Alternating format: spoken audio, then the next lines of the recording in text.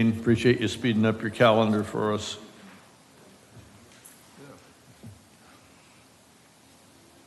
And thank the city clerk staff for getting lunch. Thank you guys so very much.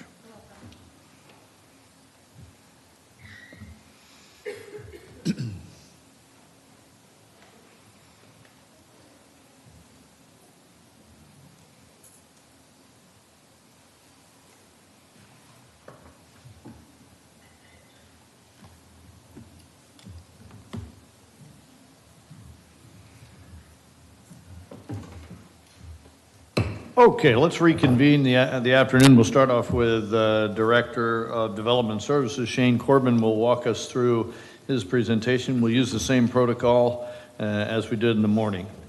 I appreciate the city manager, you taking your notes so that we know what we need to go over before we adjourn for the afternoon. One addition was a comment made early on was the staffing levels in maintenance ops ability to actually use the spider to its full extent and have the staffing or not have staffing to do all of the stuff that we think we're going to do. I think we ought to make sure we fully understand whether that's going to be possible or not. With that, Director Corbin, we're at your disposal, sir. Thank you, Mayor and Commissioners. Tried to really summarize this from the last time that I was in here. Almost nothing has changed. It's almost completely the same. What has changed is we removed the request for a vehicle, and we also removed the request for an iPad. Otherwise, it's remained consistent. In this presentation, I've just updated some numbers to show you some annual trends. This is our org chart. You're familiar with that. Right now we have 39 full-time employees. We are currently interviewing for a compliance officer.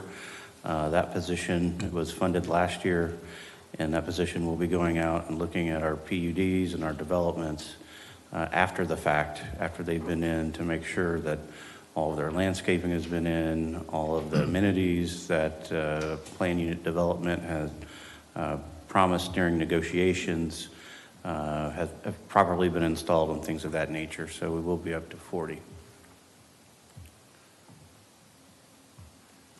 In building, this is for the calendar year. So far we are down, and we think that has to do with the interest rates that are out there. But you'll see a little bit later that may change based on some of the inventory that we have. But currently trending, we don't have a projection on what we're going to be, but right now, at this point in the year, we would have expected to be a little bit higher. This is a graph showing the business licenses. Showed this at the last meeting as well. Those numbers have remained about the same. The number of business license leans very heavily towards the service industry here, followed by professional, scientific, and technical services, then retail, then construction. Those are the major categories. And of course, we are looking at ways with economic development on how to diversify that, but currently the way we stand, that's the way our business licenses look.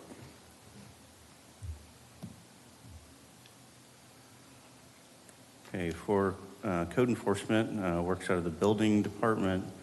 Right now for 2023, it looks like we're probably going to end up about flat with last year. We've had 692 total complaints. The bulk of those have complied voluntarily, so we haven't had to take any enforcement action with them. But when we do have to do enforcement, we're leaning heavily towards the special magistrate as opposed to the code board. Our largest complaint is typically tall grass and property maintenance. That's what we see the most of. Our planning, our pre-app meetings, those are very popular. Everyone seems to really like those. We're probably on track to meet or exceed the same number of pre-application meetings we did last year. That's when someone who's thinking of doing a project has opportunity to come in on the front end and have a Zoom call with all of the reviewers, zoning, utilities, engineering, and so forth, to give feedback on the front end on whether a project is viable or not. And we can do that meeting with an applicant as many times as they want before they actually submit. But right now we're at 108 of those. We typically do those on Wednesday, and we can schedule someone next day to get them in. And if we can't get them in on Wednesday, then we'll get them in on the following Wednesday. So most of those tend to actually end up not going forward. They come in and they have an idea, and once they get into it, they fall off. Others do move forward. Many of them you never see. Many of them they're just things that we approve administratively. But we're at 108 this year. The planning applications look like they're probably going to be a little bit low as well. Those would be your zone changes, variances, use by exception, and things of that nature. So this is a really interesting number with the newly created lots from subdivisions. So our building permits look like they're a little bit low, but our inventory of vacant lots are remaining high. And we have additional subdivisions that, are always out there waiting to come forward. Plus we have a major medical complex that's coming in that's going to bring a lot of jobs. And so I would say in the next couple of years, you're going to see those numbers as far as the building permits go up as these lots start to build out and new subdivisions come in. So that was an update on my trends. This is basically the summary of the proposed budget as it looks in the budget book. There's very slight increases for us. Most of that comes in operating expenses, personnel, services for computer licenses, and just overall operating expenses. Pretty basic stuff. Again, we're not asking for any capital items or personnel or anything of that nature. And with that, I'll take any questions. Thank you for your report, Director Corbin. We'll go to Commissioner McGurk. Any questions, sir? Thanks, Shane. How you doing today? Good, how are you? So, the question I'm going to ask is contrary to trying to get the budget down, but how are you feeling staff-wise? And what I mean by that is, are you getting out permits, both big and small, in a timely fashion? Because over the years, we've had issues where, and I see you don't have a request for any more staff, but how are you guys doing in time-wise of getting out? Let's first start with the little everyday ones. Many of the little everyday ones are going out same day now. So if you have like a fence or mechanical or something like that, many of those are going out same day or within 2 to 3 days. And then the bigger ones like, say, a home, we're 1 to 2 weeks. So I feel like we're in pretty good shape. Yeah, those are good times. And then I won't get into the big, big type projects. So you're comfortable at the staffing levels that you're at? I am, yes. And building has not expressed that they need any more staff. Okay, thank you. Commissioner Martin. How is it decided whether a case is held by the magistrate or by the code enforcement board? That's at the discretion of code enforcement, and usually if it's something that's a one-time deal, it could go to the code enforcement board.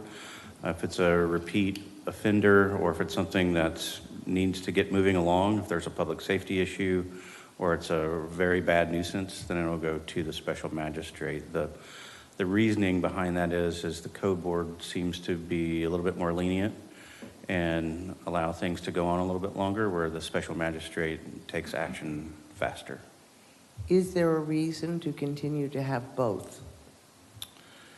That would be a policy decision for you all. be happy to dig into that a little bit further if you want me to. I've never worked somewhere where there's been both. I'll say that. I think it's something to consider, because again, we have staff time and there's a lot of, Just point out to you too that if you get rid of the code enforcement board, then a lot of these small cases will be going to the magistrate, and that's additional cost because that magistrate will pay in per hour. So just keep that in mind if we're trying to reduce the budget, because as you mentioned, not all cases go to the magistrate. So there are some cases that it needs to go to the court board, it's not as serious, but it's a code violation. So I just want to point that out. okay, how successful is the code enforcement board at resolution versus the magistrate? If you look at the, one of the trend that he's got on code enforcement, if you put that, Shane.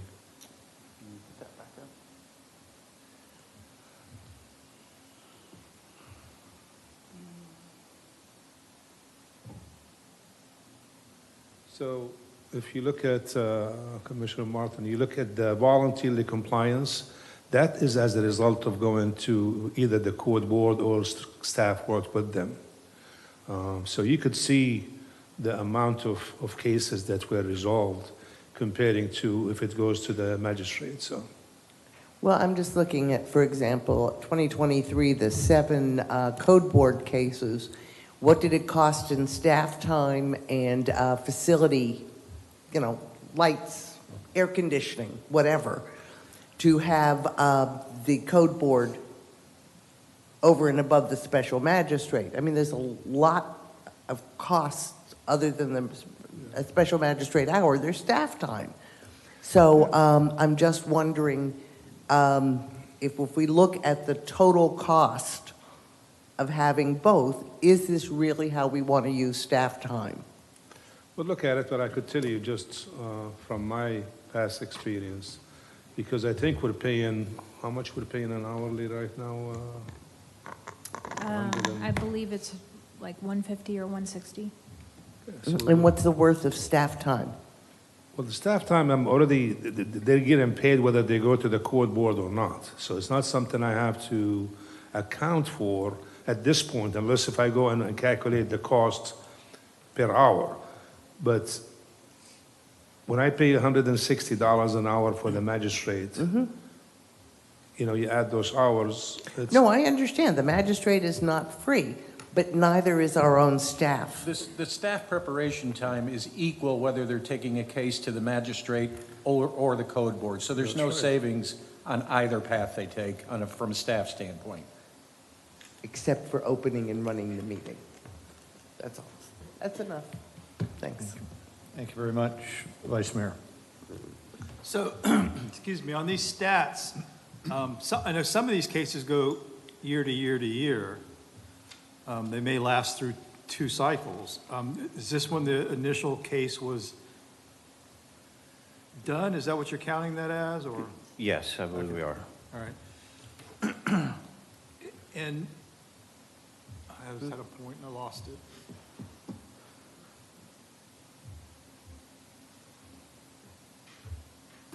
It's gone. Sorry. Okay. We come back. Very good. Commissioner Perrine? Okay. So there's 3 or 4 things I want to ask you on this.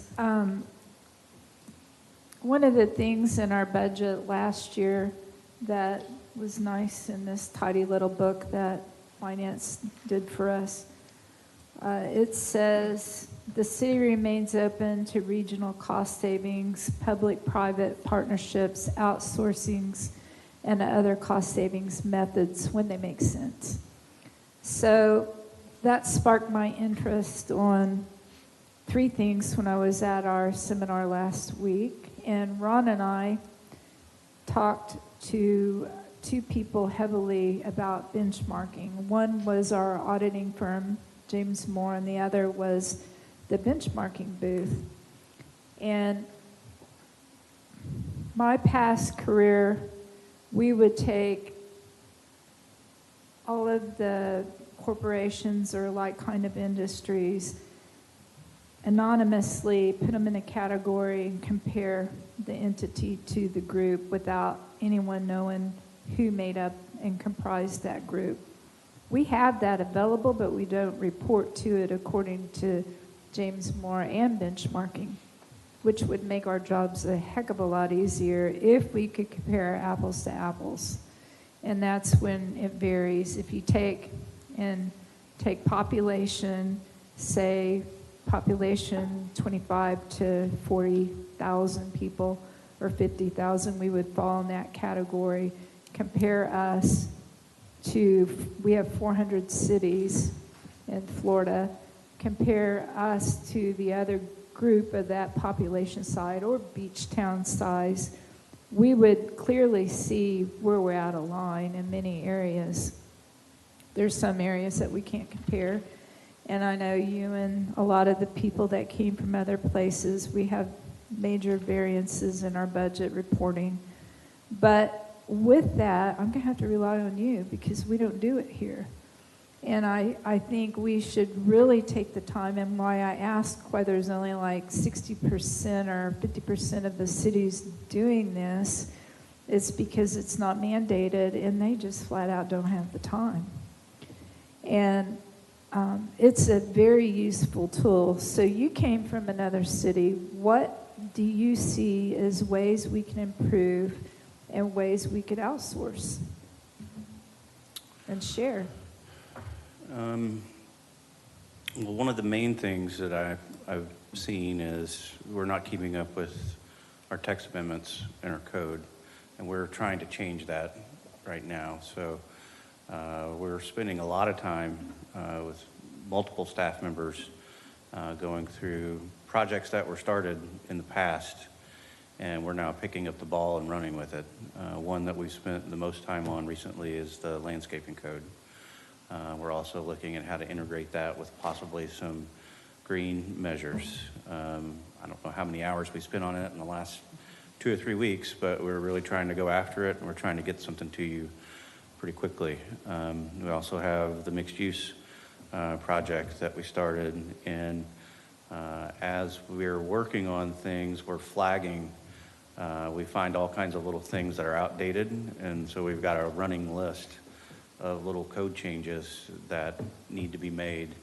We're going to be digging into that.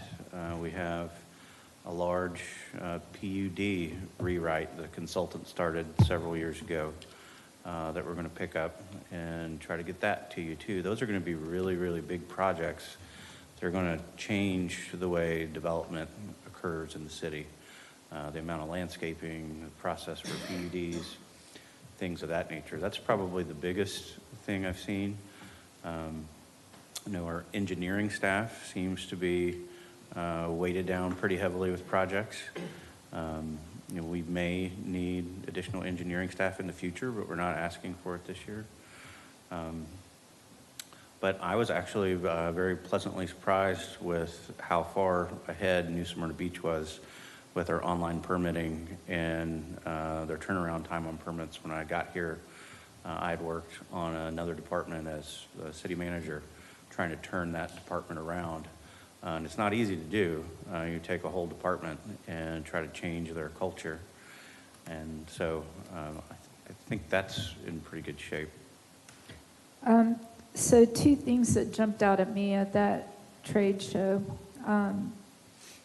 One thing was the automation of the liens. There's software that they go after those people nonstop, like we are looking at with the parking software. I don't know if you guys, I know Stephanie is slam busy, and you guys have great success with your pre-apps. Kudos to you guys for that. The whole community loves that, and it's a big help to the citizens. But have you ever considered the lien automated software? I believe that has been part of the conversation on building. Let me see.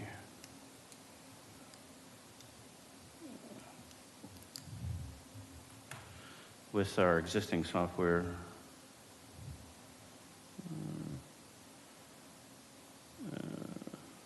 We're going to automate automate our notice of violations and hearings, but I don't think we've gotten to liens yet, but we'll certainly add that. I have some information from this one group. I'm sure there's more than this, but from the people I talked to, they've used it and it's helped, been time savings, and then also it helps generate funds quicker than it does, like our parking task force, because they're constantly sending reminders to these people, telling them they have so many days, and it just takes the paperwork off of us. So I'll share that because I have it with me. Okay. And then the last thing that concerns me with your area is, I believe I read somewhere where the commercial permits are going the opposite of what I'd like to see with economic development and that balance. We've had less commercial permits this year than we have in the past, and I read that somewhere. I don't know, wasn't in today's presentation. But how can we change that balance of 80, 90, 10, 20 to get this burden off of taxpayers? Do you have any ideas on how we can help economic development with that, with your rezoning? And I know there's some potential in the airport, but we need really a lot of focus on this. Sure. So I know Chris Edwards has put together an outline he's going to go out for planning services to do a plan, and we've collaborated with him on ideas of things we think we'd like to see. If you're trying to redevelop property, you look at things like, what are the parking requirements, what are the setbacks, what are the restrictions, why does it make sense for someone to go out on 44 and build something on a greenfield site versus coming in and redeveloping something on US 1.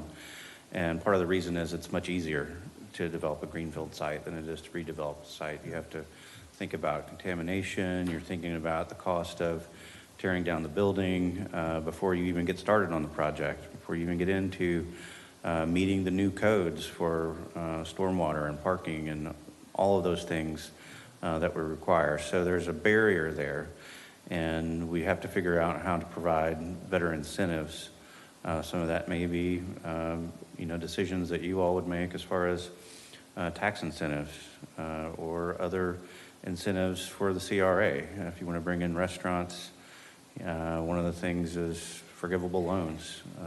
I've seen that done before, and I've seen restaurants just come in as fast as you can open them up if you give them a large enough forgivable loan. So there's definitely some strategies there, and we're working with Chris as much as he wants to collaborate with us to help out.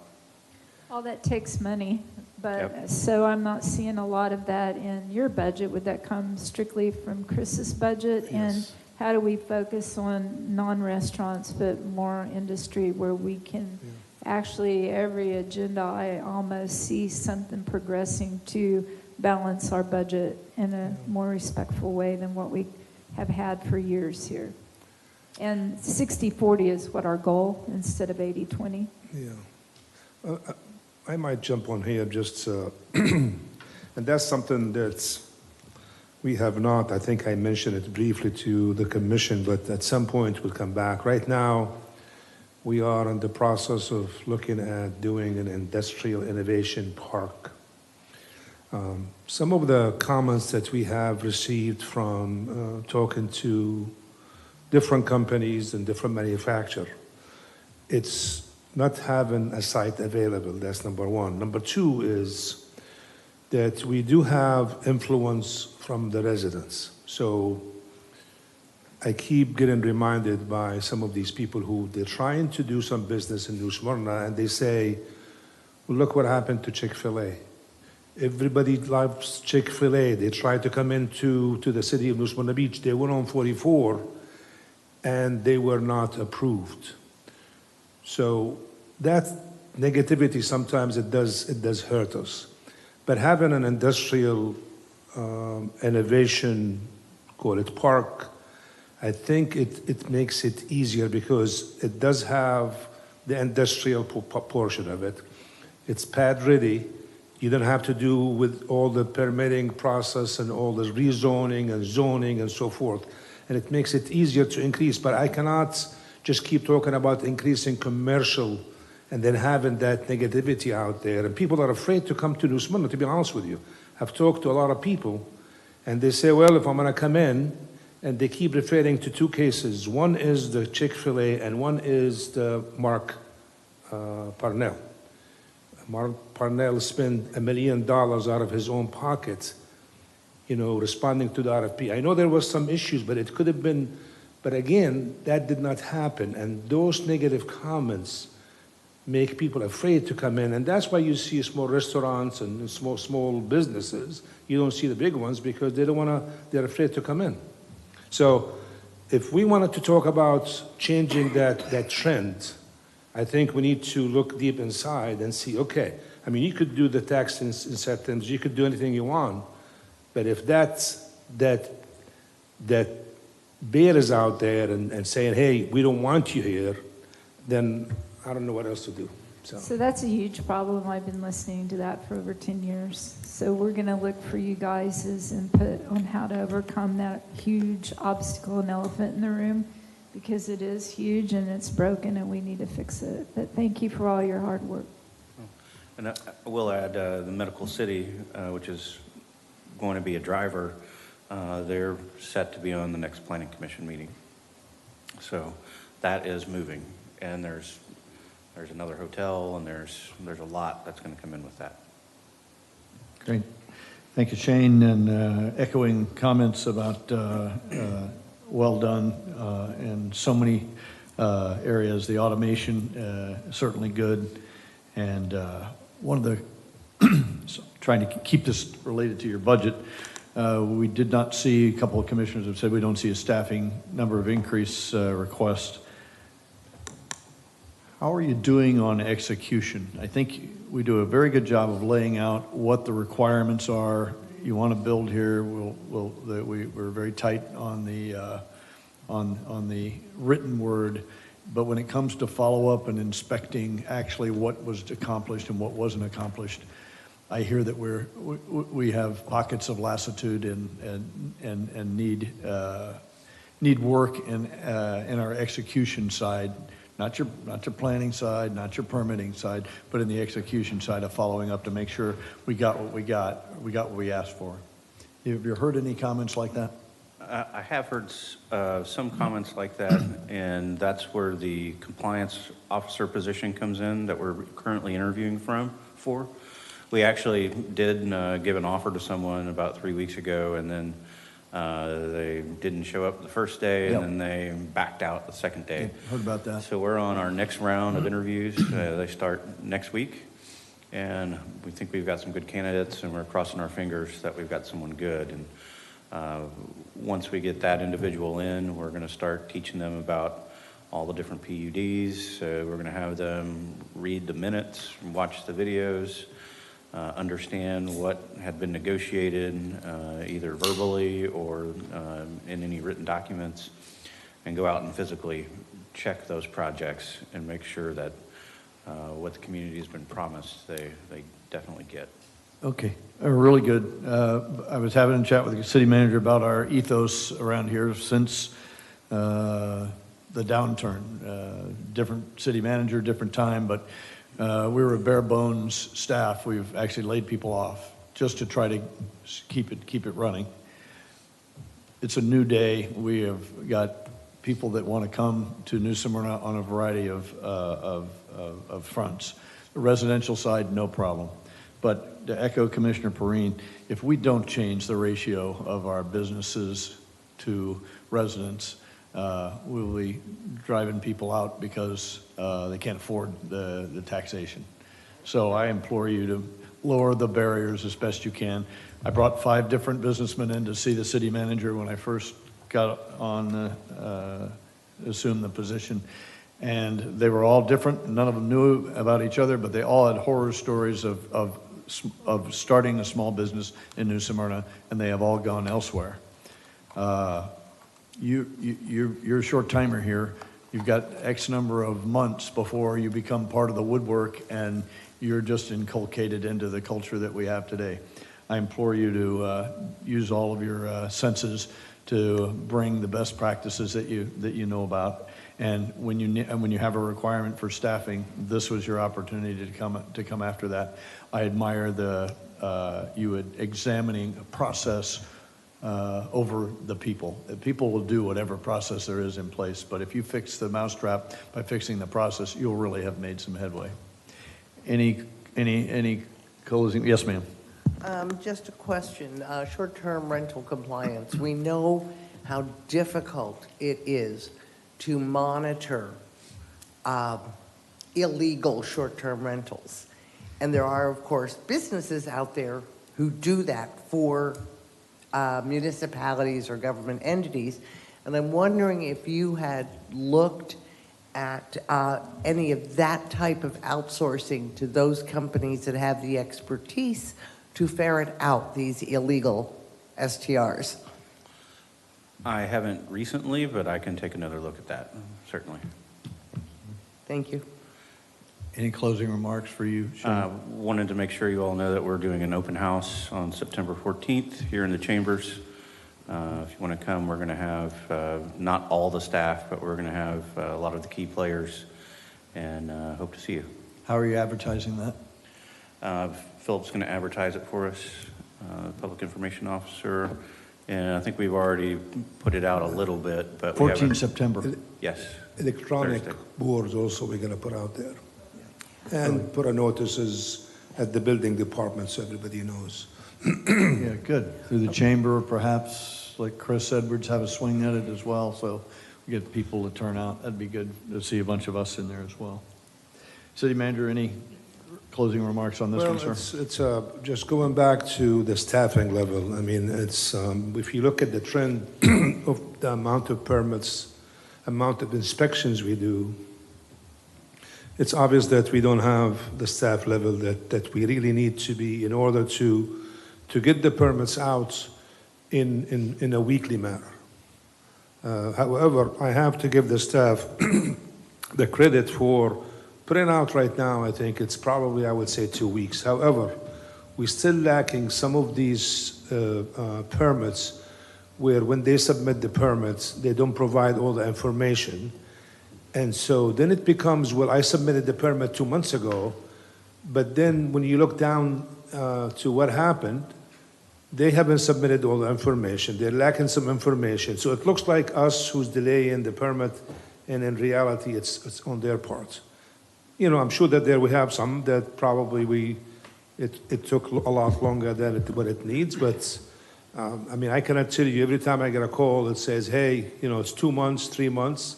And then when you look down, it's information wasn't provided. They didn't provide the technical part of the permits, or in some cases we had where the contractor never submitted the permits, and you know he's telling the homeowner that I'm waiting for the city, and so I had a case where they told him submit it 2 months ago. When I looked into it, they just submitted 2 days before they called me. So briefly, one comment on that.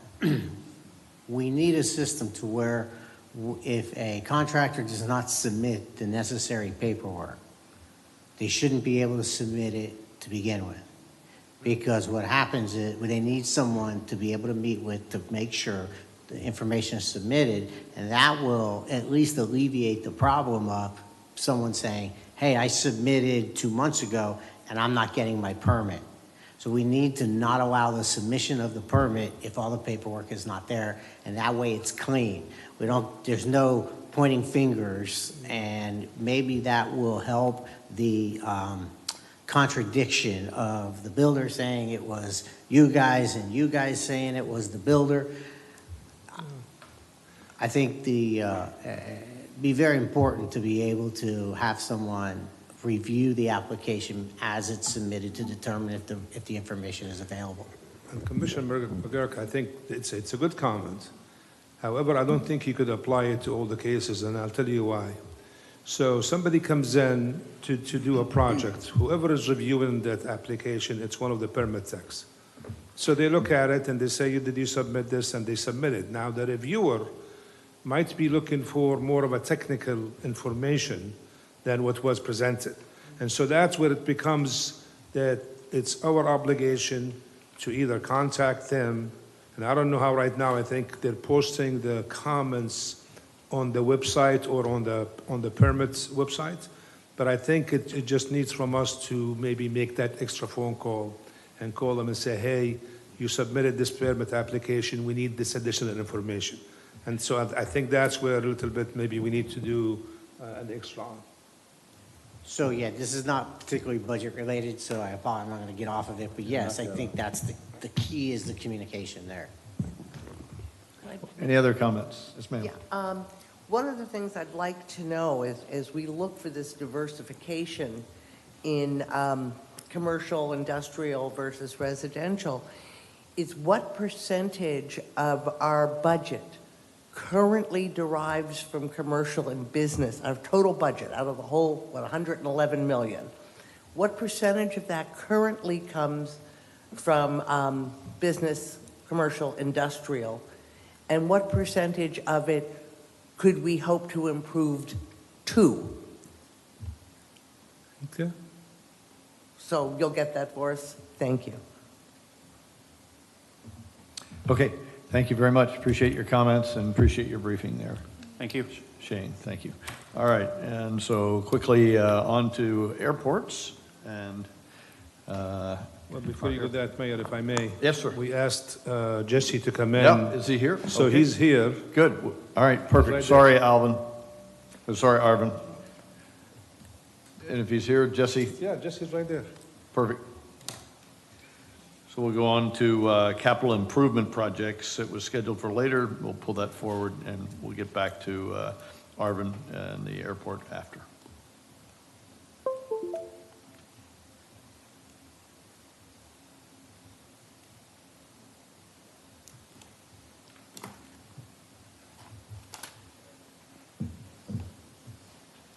So Khalid, while he's pulling it up, this is the area where you said the most of the trade space takes place in reducing the millage, is our spend on capital improvements. It's actually, there is capital equipment and capital projects. He is in capital projects, but he doesn't address the capital equipment. Okay. I don't know how to get the, oh, there it is, kind of. I just need to get it on the,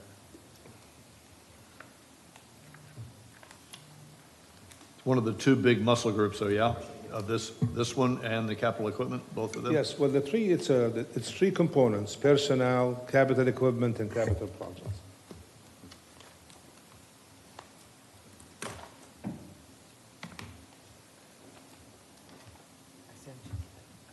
Thank you, ma'am.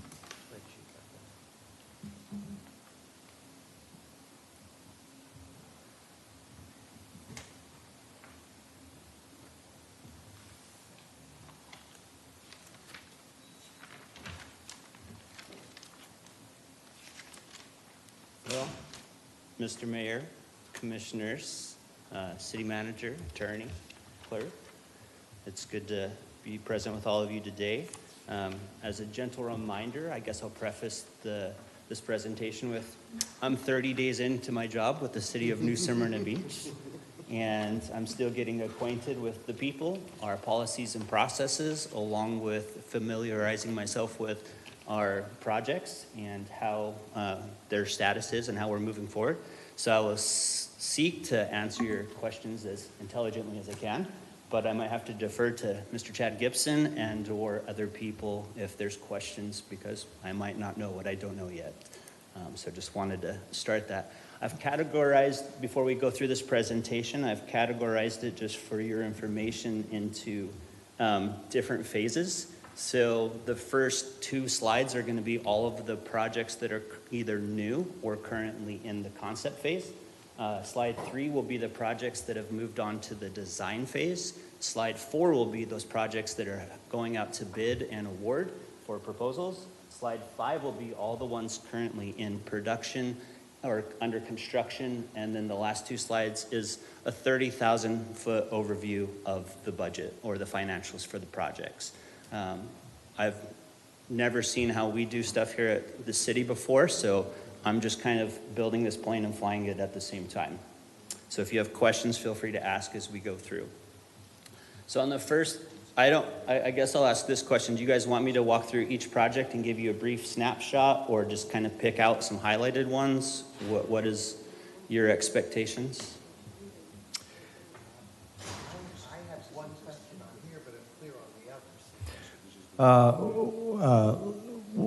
What would be most effective is to, I don't want him to spend an inordinate amount of time on each project, but I just have us each answer questions we have on that. very good. Just review the sheet, and if you have questions, ask. Very Is that what good. you're And suggesting? just a starter question, all of these plan to have some form of execution of funds in 2023-24, even though they're now in the concept phase? So I believe all of them have a plan for a level of execution, whether that's certain money going to design or to bid or surveying, and some of them are broken out into what those monies are. And is that represented by the spend column in FY 23-24? That amount would be spent? No, the expended is what has been, oh yes, the FY 23-24 is what is anticipated to be spent Got it. this Thanks. next year. Appreciate that. Okay? And Mayor, if you look under the funding, we put there where the funding is coming from. Yeah, that's So, Really good. You want one? Okay. I got a couple here. Yeah. Number one, I gotta tell you, right now, I'm on, as everybody well knows, on maintenance versus new projects. And using ARPA for the expansion while taking a loan out for, say, the north dredging, which is a protective item, I have some problems with. And the other thing is just, what do you mean by the Pine Island project? Is that dredging the canal around there? which one? Bottom line. She's referencing Pine Island. Oh, Pine Island? Is that a dredging project? Mm-hmm. Okay, but, so, right now, ARPA, I think, really needs to be done for some rescuing as opposed to recreation. That's my, Commissioner Well, Martin, most of, your microphone. oh, I'm sorry. Wasn't I loud enough?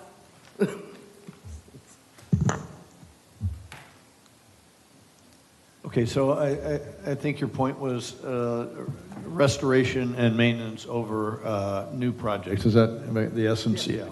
Yeah, particularly when Pine we're, Island is a restoration, is that right? Pine Island is a, it's a dredging. Yeah. Clean up and dredging. Okay, very good. Commissioner McGurk.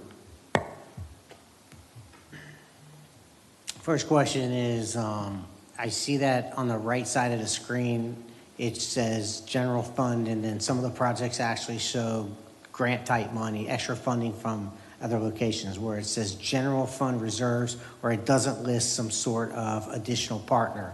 Is it a safe assumption that there's no additional partner in funding outside the city if it says general fund reserves? So, for example, on Clancy Park, Dewey's Pier, Riverside Park Pier, those have a potential for FEMA grants that we're actually initiating and discussing with FEMA. It's not guaranteed at this time, so we have just put it as general fund reserves for this time. So if I'm looking at a very difficult budget, and I need to cut significant amounts of money from this budget, the one thing that stands out to me is something that is out of our control and creates and wreaks havoc on our community, which is the storms, the hurricanes. We spend decades building up these assets, these piers, all these different little assets around the city. And then they essentially can get wiped out from one storm. And we're trying to, as fast as we can, rebuild them. But we have things like people, staffing, people who have bills to pay, raises we have to give out. And while I would love to go fix every single thing that the storms have wiped out, if we don't get help and we're not given funding for these items, then I'm likely to look at those projects and say, you know, we wanted those things over decades and we built them up over decades. It may take decades unless we get outside funding to be able to rebuild all these storm type issues. So I'm looking at a Riverside, the Brandon Center pier replacement at just over $500,000. I would love to have that fixed, but the reality of it is, if I got to start looking for big pieces of money to remove so we can keep people employed, have competitive pay wages, and recruit good people here, I'm going to pick that over the Brandon Center Pier, and I'll let people tell me, I guess, if they don't like that, that they want a pier. But the reality that we're faced with is much bigger problems. So I'm just saying that those are the kind of projects that I would be looking at to remove to try to cut some significant amount of dollars from this budget.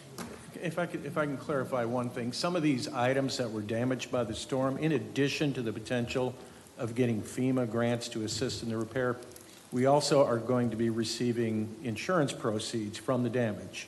So if the storm damaged an item, the item was covered under insurance, depending on the level of coverage we had. If we had a replacement value coverage for the Brandon Center Pier, in theory, that should be 100% paid for by insurance proceeds to get that done. And that's great. And when we get that money, we can then earmark it, put it on the plan, and move forward with it.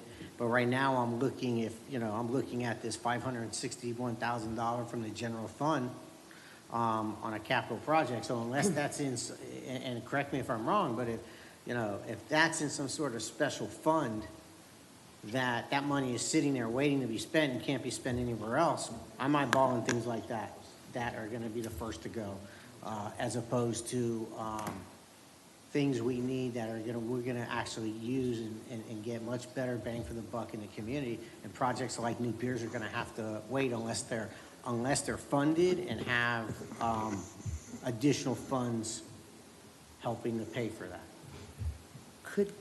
Yeah, Okay. go right ahead. I think this is all related, it's yeah. connected to what you were bringing up. Well, the other side of it is, yeah, I think that what we really need to understand is where the insurance is in this. And I know you're new, but I'm sure you may even have the same questions. Where's FEMA? Where's our insurance? And if we are looking at these items, is this a reimbursement item, meaning we get nothing unless we do the work and then we get reimbursed? Where's the insurance? Where's the FEMA? I think that might help us make some decisions on these various projects. Was that right? So are we front-ending it that we're going to get repaid? If so, which ones? That kind of thing. So we just need more information. Do you know some of that, Ron? Because, I'm assuming these claims have already gone in, and you ought to know, my thought was you would know by now what the coverage is for insurance. At this point, I don't. I haven't been involved in the claims portion, but we can. I was going to say, I do know that, I think it was just April, that maintenance ops was finally got a FEMA, meeting for FEMA to come in and assess some of the beach side from Nicole, and that was in April. Whether it's reasonable to have heard back from them by now or not, I don't know. I just think that on these items, we need a lot more information than we can put together today. How's that? Well, it's troubling because he's going to ask us to make some decisions today so he can write a budget in time to get this all moving down the road. So I worry that that we won't have all that we need to make the decision. And at this point, I kind of favor Commissioner McGurk's conservative approach of, hey, if it can be taken out, take it out.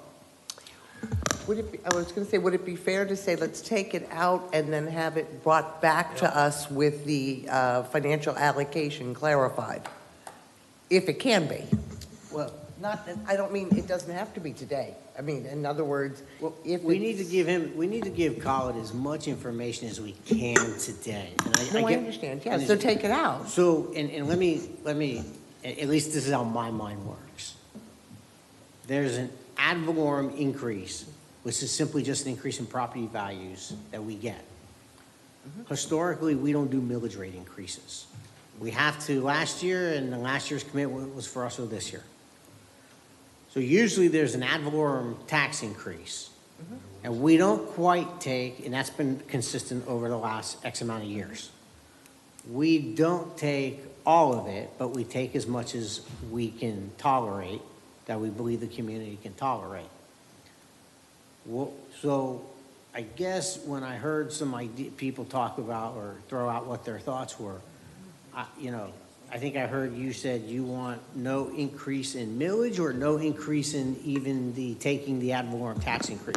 And I don't need an answer right this second. I didn't want to put you on the spot. But I think that we kind of have to get an idea of where are we all at? What's an acceptable level? Because we can do a lot of work here and send him to do a lot of work. But if that still doesn't get someone where they're at, then it was off or not. We just kind of got to get an idea of where's our comfort zone. We're going to start with the ad valorem tax increase. How much of that are we willing to take? And then the millage rate. Now, the millage rate is truly unique because that is almost entirely based on the increase in wages. Now, the increase in wages, I remind you, a significant reason for that was the voter-approved, voter-mandated increase in minimum wage that went up 50% in 5 years. So that in itself, even in the private sector, is very challenging to deal with. So I guess what I think where we can help Khalid the most is either provide him a dollar amount we want to bring down or give him some idea where we're at, what is digestible for us. So kind of we got to figure out where we're at with that. I think it's important note. What is it? Ad valorem taxes provide about 23% of our total city budget. Roughly. So we're putting a lot of weight on something, not general fund, that's 56% of general fund, but if you talk about the total city budget, it's like, I think 23%. And the other one was just simply on this particular case, which would be about another 700,000, just saying we take them out of our budget cycle now with the understanding that they will come back in a few months with a method to pay for them that is not impacted by the ad valorem tax rate.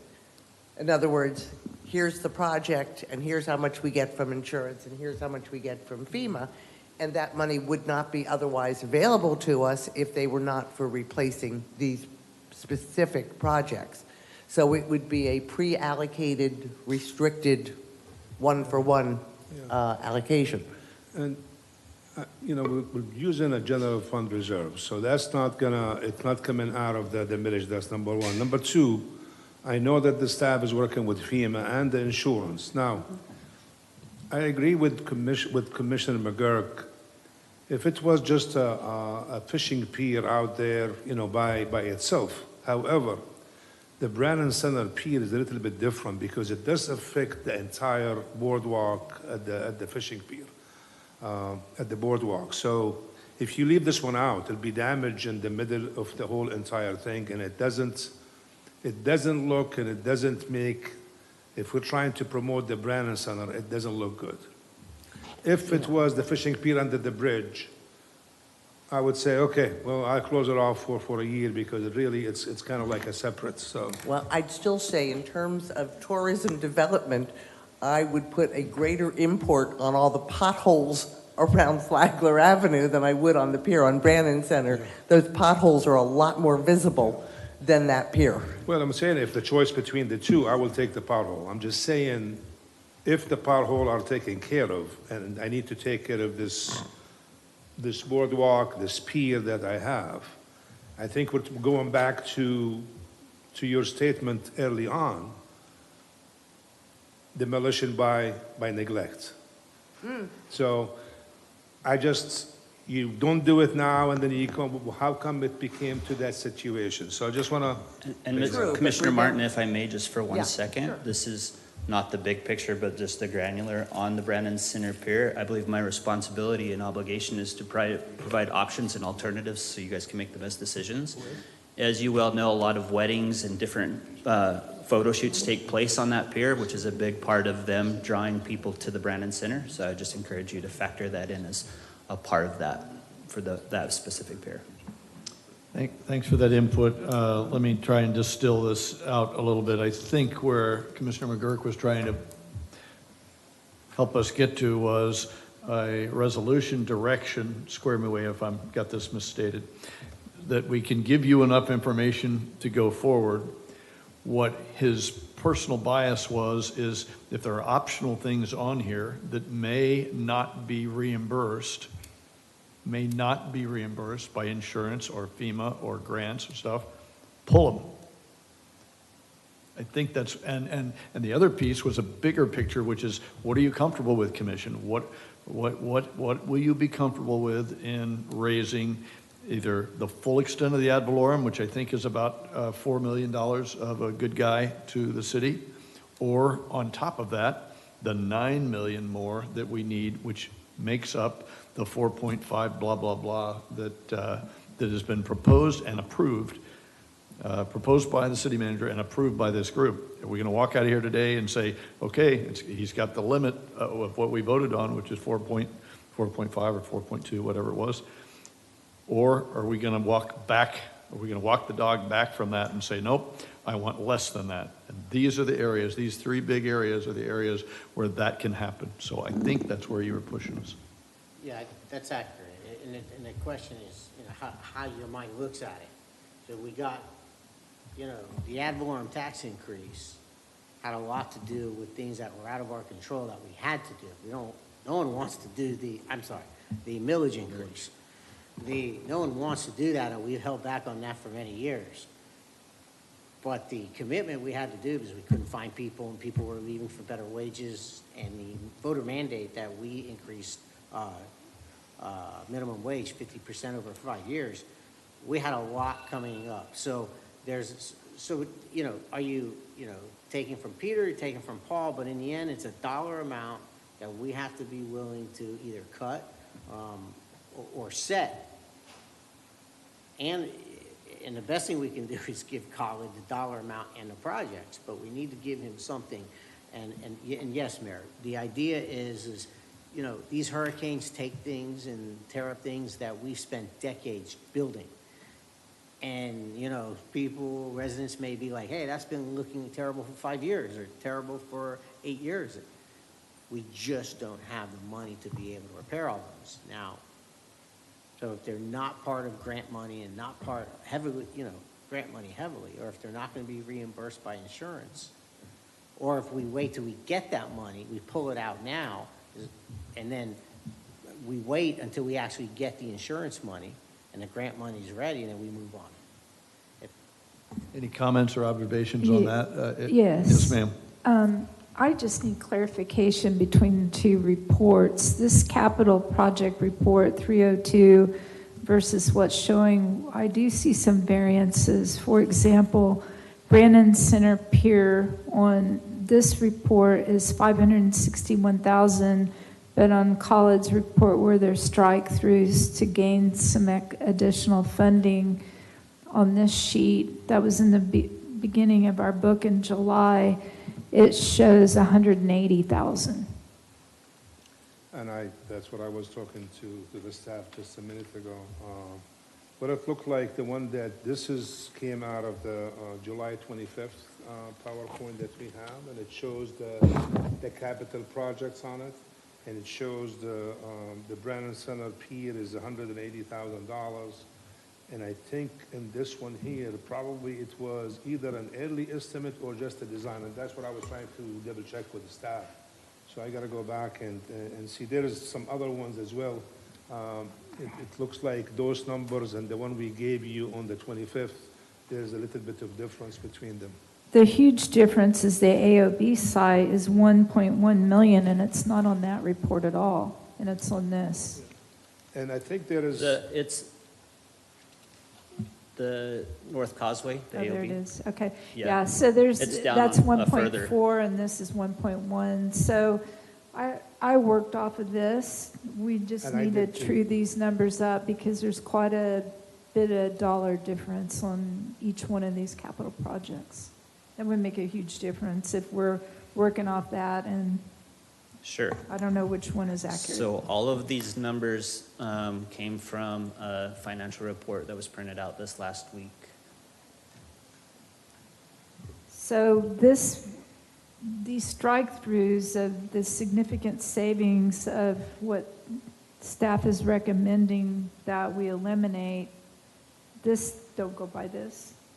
Do not. Well, I'm gonna double check it on the numbers here in Okay. a minute, so,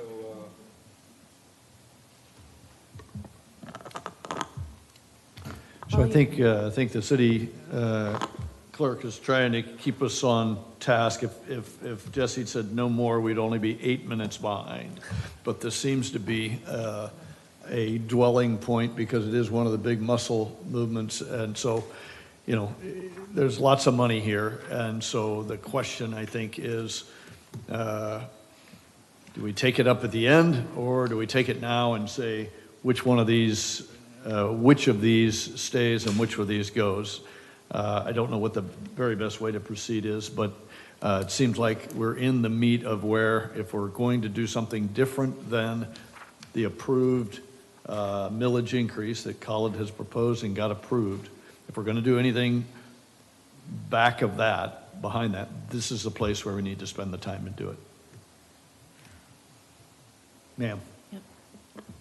In keeping with spirit of time management, I wasn't here this morning, so just for my clarification, did you all discuss allowing the department head to present or outline their presentation and then have time for questions? We did. I think Jess, being new, offered the Sharks, offered us to come up and nip at him while he was in the process. I've learned from my mistake for next year. That's exactly Mr. right. Mayor. Next year, you'll say, I'll talk, and then you guys can barb me or whatever.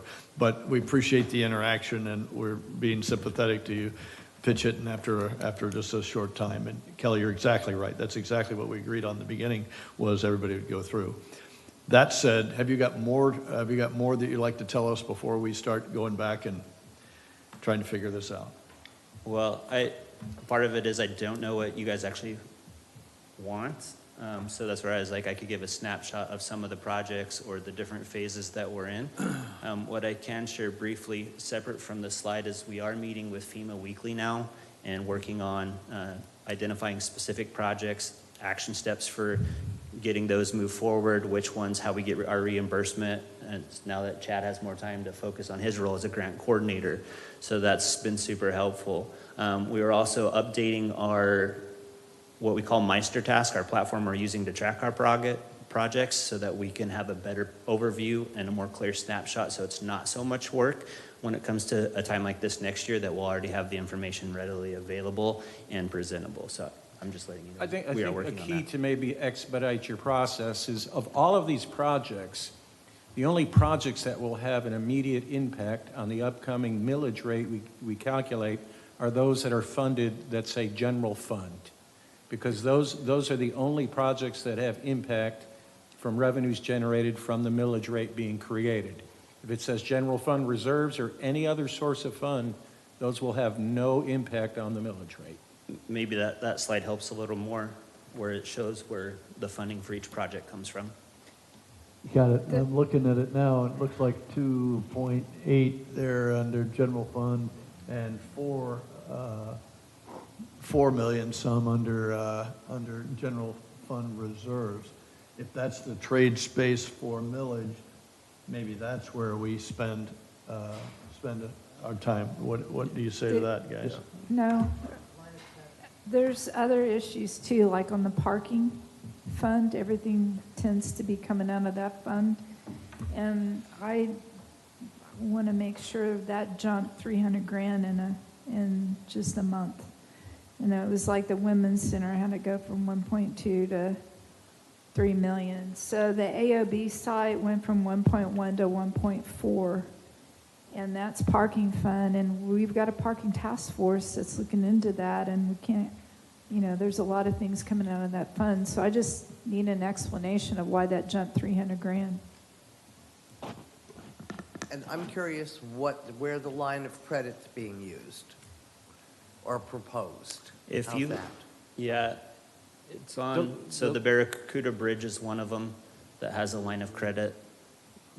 That's already, and that one's in construction, so you can see it on this slide right here. The line of credit for the dredging projects are we're utilizing a line of credit until the project's complete, and then that line of credit will be paid off from, in my guess, probably stormwater funds, which is not a general fund, unless the commission chooses to utilize general fund revenues to do that, or if we're fortunate enough to get the additional grants that we've applied for. But at this point, to commence with the projects, from a budgeting standpoint, we're proposing on utilizing a line of credit to finance those projects until the final revenues come in to pay for those projects. I would be loath myself to start on new projects until I had some guarantee of the reimbursements. And that would be a policy decision of the commission. If we want to hold off on the dredging projects until those revenues are finalized, we can do that. I didn't hear, that's not what she said. Okay. I think what I heard was anything new, new construction, new additions. The storm reparation is Okay. something we have to do. And what I heard you say, and it's, if true, I'm delighted. Did you just say there's a technique where we could spend our money and get a grant to pay back on storm reparation? Well, the intent right now is we've applied for grants to pay for these dredging projects.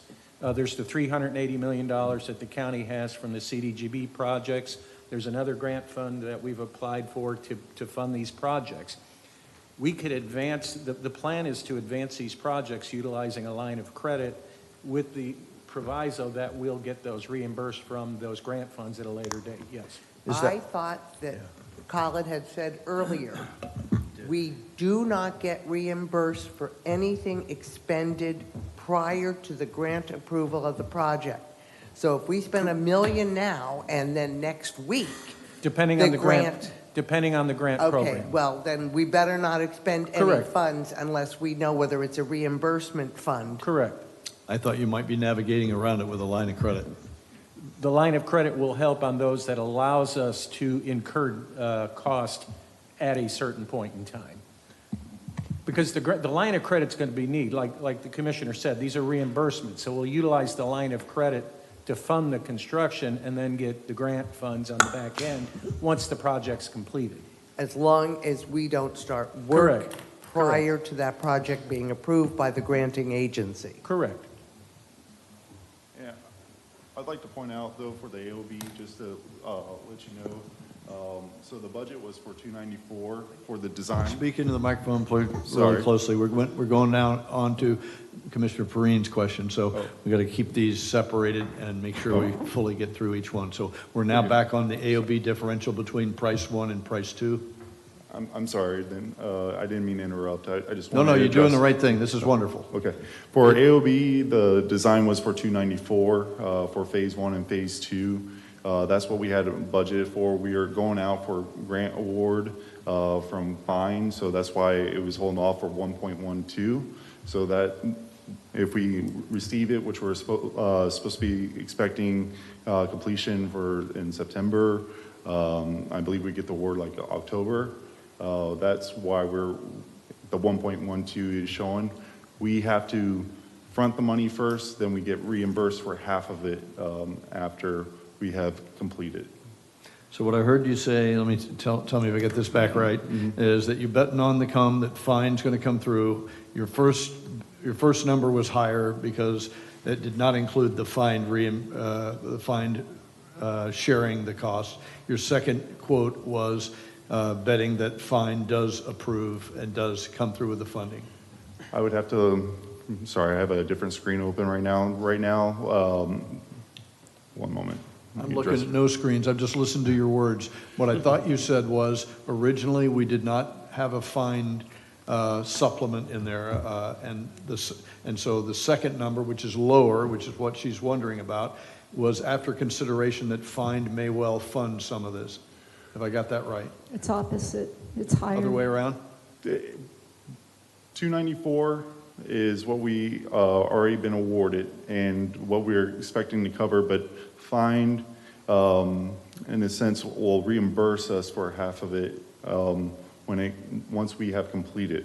So for the additional where it jumps up to 1.414, that's also adding what we're expecting to have construction coming up in this fiscal year coming up. So we haven't been awarded it, and it's just an expectation if we were going into it that year. Mayor, if I may, just to maybe add, just to clarify. Thank you. Typically, fine does not reimburse you for the design until you actually get approved for the construction, and you went out to construction, you have a bid that if you awarded the bid and you started construction, then you could submit for the reimbursement. So that's one. And if I may, I just want to clarify on that 180,000 and the 546,000. By the way, staff is working with FEMA. They met with FEMA yesterday on a couple of items, and one of them was Riverside or the Brannan Center Pier. The 180,000, that was for a repair of the pier. So what happened is after the consultant looked at it, it doesn't seem like it could be repaired, so the 546 is a total replacement, and FEMA would actually pay 100% for that. So my suggestion to the commission, if FEMA approves it, we'll go ahead and proceed with that. If not, we could hold on to it. So. Okay, back to the AOB site, thank you for Yes, the ma'am. other one. Did that second, I believe it was some type of different grant other than flying, did that get approved or do we know Yes, yet? it's actually, they're working on it. The consultant is working on the permitting. We have to have the permits, I think, by September. I don't know the exact date. Someday in September, we have to submit the permits to complete the package. If you do that, then they approve it. They get you back the agreement sometime in October, November. So we're hoping if that happens, you'll go probably to construction, not to construction, but out to bidding in January. So we don't know if the 1.1 or the 1.4 is the accurate number, and It's is that with or without the grant, both grant monies or one grant money? This is for the construction, the one that you have here, and this is an estimate, so you will not know the exact number until you go out to bid. Do we have any estimate on the ROI? Return on investment? I know. Oh, okay. You mean like an estimate on which Like, project? I don't know, parking revenues, or, I mean, is there any way to recoup any of the cost? I mean, right now, we know that, say, on the parking fund you're talking about? I mean, we know that we have a return on investment. Well, we're looking at spending quite a bit of money on the AOB site. Yeah. And again, I would ask, particularly now when there's such sensitivity about our budget, how do we justify spending that money? Yeah. Well, it's the same thing that when we spend the money to replace the lights, there is no return on investment for the pier because it's not like I'm not getting revenue out of it. So it's hard to get. True, but light is more in the line of public safety. This is more in line of public recreation. Well, it's a safety issue because we close it off. If you go to the pier now, we close it off because of safety, the one at the Brannan Center. Oh, okay.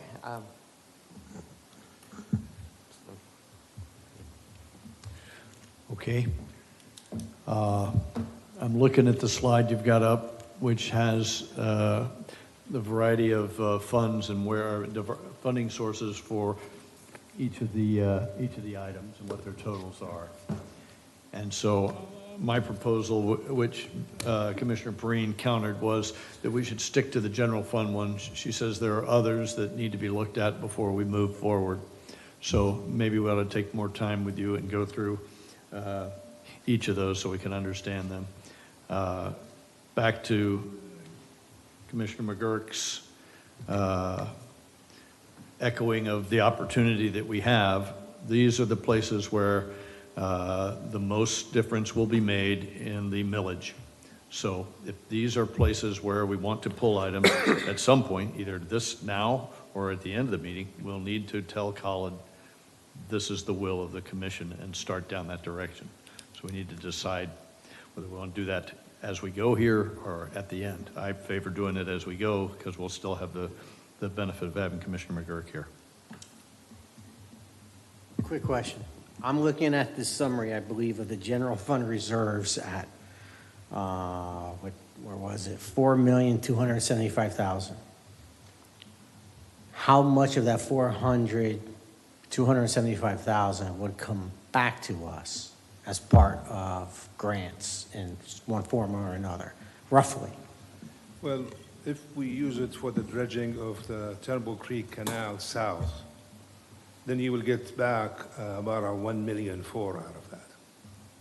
So anytime that you use it where you have grants available to come back to you, that's what you get it. So at this point, I don't know how much you get back, but you get back whatever the grant amount is. So the actual cost of that project, let's say we get $1 million back, would be 3,275,000, not the 4 million.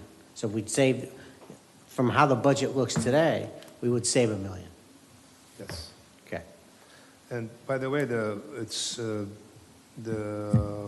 general fund reserve is about 2.9 million above the 25, not the 4. You just mentioned 4. I don't know where you got that from. It's right here on the screen. Okay. So that's the total of, so just so everybody understands, all of these slides, which I can email it out, specifies on the far right where each fund comes from. The last two are just the totals combined of all of those projects that have the same name. So it the makes it multiple. 4,275,000 is the accumulation Accumulation. of where the funds are going to come from in the budget. Correct. So that's what I was saying is that 4 million number is inflated by, let's just say, $1 million, because we think we're going to get at least $1 million back in grant money from one grant form or another. Correct. So we can, is there a way to back that number out of the budget to see the reality of what it truly cost us and not what, because that's not an accurate picture. It's inflated by $1 million in theory. We could do that, and also just want to point out too, we have presented on the 25th the HMGP elevation for the new projects, and we're showing 1.4 million. I don't think we need the whole 1.4 million now, because that's, I mean, as Commissioner Martin knows, that doesn't take 6 months or a year. It's been almost 6 years. So I don't need the whole entire 1.4 million. I think I told finance to put there $250,000. That will be to cover the expense, whatever we need to do with FEMA in order to have the grants available. So that will be reduced as well. But that's another example of front-ending the money to be reimbursed after the project's completed. Yes, ma'am. Right. By the way, pickleball courts, I'm assuming, are 500,000, not 50,000. I think we're just missing, look, under original estimated, It says, there's 5 zeros, and I think they're supposed to. oh, yeah, under the current estimated? Yeah, right. Correct. Yeah, so. Yeah. Just verifying that. Thank you for that. So hold that slide, please, for the design phase. Again, a similar question to the stuff that was in the planning phase. In the design phase, is all that money planned to be executed in 2023-24? The 372,000. So for the Page Pickleball facility. if No, you- I'm talking the whole slide, top to bottom, Oh. FY 23-24. Nope, don't move off that slide. Okay, Design phase, second from the last column, FY 23-24. Are all those funds planned to be expended in FY 23-24? to my knowledge. You back that up, sir? Colin? Well, if you look at I guess the bottom 3. So you got maintenance operation relocation, Flagler Avenue improvements, and Washington Street. Is that the one you're referring to? I'm talking to everything in that column there. What I was wondering, Colin, is a couple questions. What is the consequences of idling anything in the design phase and not spending that money? How Well- does that impact the project? Well, let me just say this. If you look at all these items in here, Either they are in the process of design, process of a grant. Like let me take one at a time. So you have the Page Pickleball facility. Right now, it's under design, under survey, design, and so forth. The Corbin Park, it's under design. It's almost over 60%. Same thing with the historic West Side. Same thing with North Atlantic. The Barracuda Broadway, it's just ready for the bridge to finish, and they finish that one. The Spyglass Pier, that's on hold. It's only 16,000. That was supposed to be for the demolition. That could be saved. The AOB North Causeway Phase 1, that's the one that Commissioner Perrine was asking about. That's in the process. The Turnbull Creek Observation Deck, it's the same thing, it's in the process. The Marina bathroom, that's coming out of the Marina Fund, so it doesn't affect anything in the general fund. Washington Street, we're almost getting into the 90% plan, so that's there. The Flagler Avenue, as you mentioned, David, he's working with the FABA on that one. And the maintenance operation relocation, you heard him saying that he's getting the modulars, so he's in the process of moving. So all these here on the list, the only one that I could say that it's the 16,250 that I could hold on to. What about the general fund for the pickleball facility? Could it be that we just can't afford that this year? Well, what I'm saying is he was asking me, it's under design, so I could hold on to the construction if that's what the commission wishes, but it's under design. So where I was at was, And that should be ARPA fund, if I'm not mistaken, correct? Why would we, shouldn't ARPA? No? Okay, That that's a went off general the fund. ARPA a while ago. But ARPA should certainly be more generated towards Yeah. rescuing Yeah. and, our My mistake, stormwaters, the our ARPA drainage. is for the skate park, not the pickleball. so I'm not being clear. What I'm interested in is things that go toward millage, which I assume are out of the general fund. The column that is second from the last, which says FY 23-24. Let's just pick, for example, Barracuda Boulevard roadway improvement. It says it's in the design phase, but does it mean that in 23-24 we will execute, what is that, 248,000? I would say 90% of them, yes. I mean, that's guaranteed that would be in the And that's 22. that's design money. Well, it's, right now, the status is design, not design money, but the status is design. So, which means that it's moving into the next phase, which could be the construction. What does that $250,000 represent? For the Is it- Barracuda? Well, for whatever of it, let's call it the 250 for Barracuda. Is that design? Is there any construction part of that? Is that a down payment on a $10 million project? No. What does that 250 represent? That's Is what that- was budgeted, Commissioner, that's what was budgeted for this project. It's design and construction for the roadway improvements of Barracuda from the bridge to the North Causeway. Okay, so then, for example, AOB, the 14.4, is that the total cost of the project? I think the question is it's not clear on here whether this is a down payment on a project or whether this is a turnkey cost of a project. It's Is an that a fair estimated to be, right, if you look at the AOB in particular, the one you mentioned, it shows 1,414,000. That should be a turnkey, but an estimate because they haven't gone out to bid. So that's an estimate of a turnkey project. So Colin, Yes, sir. on the items that are general fund funded, Yes. if there was a pause or a delay or an idling of whatever the project is in that phase, and I'm not picking on any one of them, is that detrimental?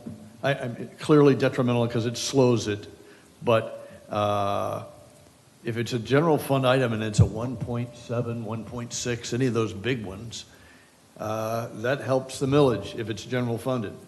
If we voted to say, nope, pull it for FY 23-24, how much pain and suffering does that cause the organization? Or do we pay more later if we stop right there? Well, I'm sure you're going to pay later regardless, but if you ask me out of all these projects, which one would, if you delay the project, would not have a major impact on the citizens of New Smyrna Beach? Not on a group. How would be the pickleball facility? Yeah, that's 500,000. I'm with you. I got that. So but besides that, the other ones, they either have to have a stormwater impact, it has to have with infrastructure. So I don't see anything in there except that one and the marina bathroom, which is on hold anyway, and it comes out of marina funds.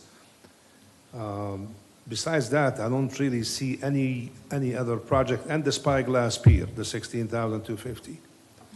But these are the two projects, Mayor, that I would see that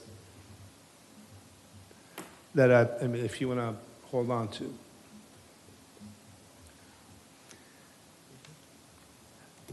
So you're ready to muddy the waters a little bit more? How many of these projects were approved in this year's budget and will carry forward into next year's budget? And that's what those dollars represent, is the carry forward money that has already been budgeted this year and was raised taxes. Well, and that's a good comment, Vice Mayor, but the only thing is, I cannot guarantee that. Like, for example, on Washington, I mean, I'm supposed to be done by now. I don't control that, and that's the problem there. I mean, that's why I'm taking the money from the FEMA project, the 1.4, because I know for a fact that's not going to happen this coming fiscal year. I know that because it takes time for them to get to that point, to get it approved and have the agreement and being able to go out to bid and find a contractor. It's not going to happen this fiscal year or this coming fiscal year. One of the questions I have are things like on Washington Street, where the original is about 50% of what the current, in other words, the cost doubled. And presumably that's between last year's budget and this year's proposed budget. See where it says original estimated on Washington Street was $1 million, and now current estimated is 1.916. I have to question this. I don't think we ever said that it's going to be $1 million from the beginning. I don't know. Probably that's a mistake there. Well, that's where we get back I into know. what's a turnkey project. Yeah, but it never was $1 million because we got $1 million, and that was in the entire cost of the project from the state. So I don't know where that million. That's not a right I thought the $1 million number. was ARPA money.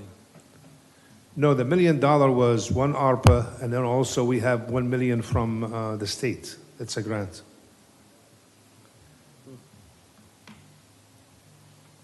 So let's go back to your first slide. What's up with the Fire Station 50 addition? I thought we already had money put aside in this year's budget for that, so now it's showing up. Which one? The Fire Station 50 addition. I mean, these are things that we've already approved under this year's budget, and now, so my point is, some of this stuff is going to end up being carryover money from the end of this year. There'll be fund transfers. Yeah. So this isn't really, it's clear from your standpoint on what you're looking at, but from the overall picture, it's not really clear on how much of this is truly going to be new money in the 2023-24 budget, or how much of it's going to be carried over. So there's a lot of things, that, not from your side of it, but from the overall financial side of it. I understand what you're saying. At the budgeting end of, this is just his snapshot, his picture of his projects, and our job is to figure out where all this money's coming on, and this is where it's anticipated, but none of this is final yet because we don't know. You talked about storm restoration, Pine Island being a storm restoration project when it's not. We paid an expert to tell us that the flooding on Pine Island had nothing to do with the storm event. It was seawater rise, high tide, full moon, everything else. It wasn't, and it was a rain event. So we're not restoring any of that. He told you that had the canals been cleaned out, clear, and free, it wouldn't have made a difference. You were still going to have the flooding. I thought that mainly concentrated on coastal woods and Venetian Bay.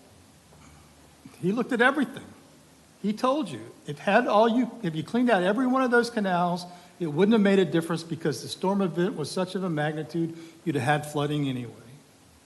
So, on these projects, my 2 cents is I think it's great we're trying to do something, but it's a knee-jerk reaction to a storm event that we're trying to fix in 1 year, and yet these are going to be long-term projects. So some of this could be done in phasing sessions. Vice Mayor, I agree with you, and I think from the beginning I said the same thing. The only Right. thing is, the reason we're doing the dredging and the cleanup for these canals, it's not because if you have a 4-foot surge, those canals will not do anything. We're talking about our normal rainfall events that we have, that these are not being, I guess, doesn't have the enough capacity because of the silting in them and also the vegetation that probably took most of the volume in them. That's why we were doing it. You know, I remember when we did the search on Nicole. It doesn't matter if you have the canals or not. I mean, it's gonna do what it's gonna do, and it impacted just about every area that has low-lying homes in it. And you take about Pine Island, for example. Pine Island in Ian, we have 176 homes flooded. Only 2 homes didn't. But in Nicole, when we did the model for it, it only shows the roads that were flooded. And when I went out there, I mean, it was probably 90% accurate. So the canal didn't really have anything to do with the surge, but all I wanted to do now is just to address our normal rainfall events that we have and not to have any more impacts on them. So that's why we're doing it. What I was thinking is that agreed there would have been flooding regardless. Right. But my question is, would only say 500 houses have flooded rather than 1,200? So there's also a degree. This is not a binary issue. Some places would have definitely flooded. The question is, would it have been reduced with canals that were properly maintained?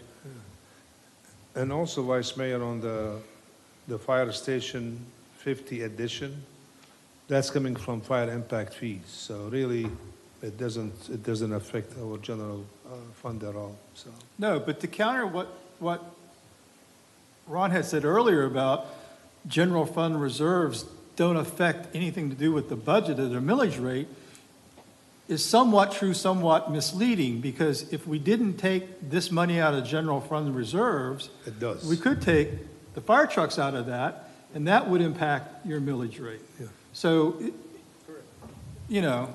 I agree. So it's a bigger picture than just his presentation to us as to what projects he has in the works, where they are in the works, and where his expected money is. So, and that's what I did, some of that, I did that yesterday, trying to look at these projects. Do you need the money now? I mean, especially if it's coming out of general fund reserve. right. Because I'm trying to reserve as much as possible to give you the option of saying, hey, this fire truck, I could take it out of general fund reserve. This project, I could take it out of general fund reserve, so I would not impact the millage. I mean, that was the whole goal that we did for the past month and a half. So what is the will of the commission? And Khalid, you may have to guide us here. If you've done some study with Jess's report here today, you've named 2 things that would impact the general fund. Are there others on here? Even though some may be your pet projects, I know the Washington Street thing, you're feeling bad because we're late. But what are the other things that you could put up to us to say, if you take that, that will reduce the millage. If you take that, because I feel there may be a hunger to go beneath what we have authorized you to go on the millage. I honestly, Mayor, because most of these you have grants. Well, for example, let's say that Washington, let's put it on hold. I have 2 grants that I would lose, so I cannot do that. The Riverside Park Pier, that's the same thing, and Due East and Clancy Pier. That's coming, they're talking to FEMA. The skate park expansion, you have an eco grant. The traffic light at 52, that's fire impact fees. So the only thing left is really, it's the dredging projects, and that will be coming out of the reserve. Now, the South Canal, you have the grant for it, so you're looking at probably, if that amount is correct, you're looking about using $400,000 from the general fund, but the North and Pine Island, that's 1.5 and 1.85. I mean, that's significant there. That's something, I mean, if you wanted to, put on hold, I mean, wait maybe until we get our grants, that's a possibility. But besides that, Mayor, I don't know. And these are for the ones in concept phase. Similarly, could you go to the design phase? Is there a consequence for taking any of this and idling any of this? No, I think I mentioned about this one. The only one you have is the pickleball. But the other ones, they're all either using stormwater funds, and ARPA fund, but the only one is the $500,000 from the general fund for the pickleball. And that's the one that you had all these people at the time, and that was approved, So you hit the nail on the head when you bring up pickleball. How many people have we had for the last, and you guys may not have been here for it, but the last 2 years, 3 years, talking about these courts? So we have our residents specifically requesting a quality of life, a level of service that they want, and then we may end up cutting it. That doesn't work because I'm gonna tell you right now, what I've been saying is, I'm getting a lot more requests from people, far more requests from people who want amenities, quality of life, level of service increases in the community, opposed to those who are complaining to me and telling me our taxes are too high. I would That's ask simple. you what percentage of the residents would choose additional pickleball facilities over stormwater and canal maintenance? But the point I'm making is, the residents aren't telling you to pick, Oh, I'm hearing them. okay? Okay, Well, and I then, understand that we there gotta- are we- people that speak very loudly, but I'm getting a lot of it and a lot of questions about our priorities and public safety and issues for stormwater prevention, possibly because, remember, I'm right in an area that's been flooded a lot in the last few So years. you're hearing concerns, or you're hearing concerns about the budget? I'm sorry, concerns You're about- hearing concerns about what we're doing, or concerns about our spending? I am hearing concerns about flooding, and I am also getting pushback over how we are choosing to spend our money. And then we need to show them this and say, all of this is what the people have requested. Some people. That's an important distinction. Well, when we get a bunch of people in here opposing the pickleball courts or opposing stormwater projects, then we can start having that discussion. I would like to jump Yes, in ma'am. real quick. So if we look at the bottom slide with the dredging, You want me to go back up? up, I guess, right here, okay. So if we take that 1.6 million, our out-of-pocket, of what I'm hearing from stormwater, is gonna be about 400,000. And then we're gonna also be spending 526,000 on a machine to dredge out the canals the most we can with the labor we have. So right off the bat, we're gonna be spending $1 million net. Not, it's gonna be more than that, it's gonna be 2.6 million. And then we'll get reimbursed for the 75% grant. So out of pocket, right off the bat, it's showing we're making huge efforts. $1 million out of pocket that we will never get reimbursed for, period. That's general, that's not general fund, but it's stormwater, and it's from our capital spending stormwater project. So the Turnbill Canal North dredging, we applied for a grant and got denied. That's not our fault. The Pine Island isn't, as Commissioner or Vice Mayor Hartman said, will not impact a flood unless it's a fluke and we have another one in 100 years. If we start this year on the south dredging, we've got the grant and the machine, we are making good faith efforts. We should do that, the other two on hold, and see what happens. That's going to help impact our general fund. And then as for pickleball, that group is the only group that's given us money twice this year already. It's not the full amount, but they want a project done. They go out and raise the funds. So I have to commend them. I don't see a lot of these other people coming forward writing checks to us. No, I understand what you're saying about that. Just another reminder, by the way, every new capital project, whether it's the ADA ramp 27th or whether it's a pickleball court, there are also legacy costs associated, maintenance, personnel, there's a whole bunch. It's not a once and done amount of money. And I'm not objecting to them. I'm just saying at a time when we have such a tight budget, is this the best time to spend this money? Excuse the interruption. We're about 20 minutes behind. Okay, Just wanted thank to- you very much. Just wrap up with whatever else you want to tell us. I don't see us telling you right now, but by the end of the day, Khalid will get it out of us exactly what we want to pull out and what we want to keep. I think my last comments would be, I have a better, clear picture of what to prep for next year. That's about it. Yeah, thank you so All right, much. thank you. Appreciate it. City Manager, how do you want to, do you want us to dwell on this and pick right now, or would you like us to wait until the end?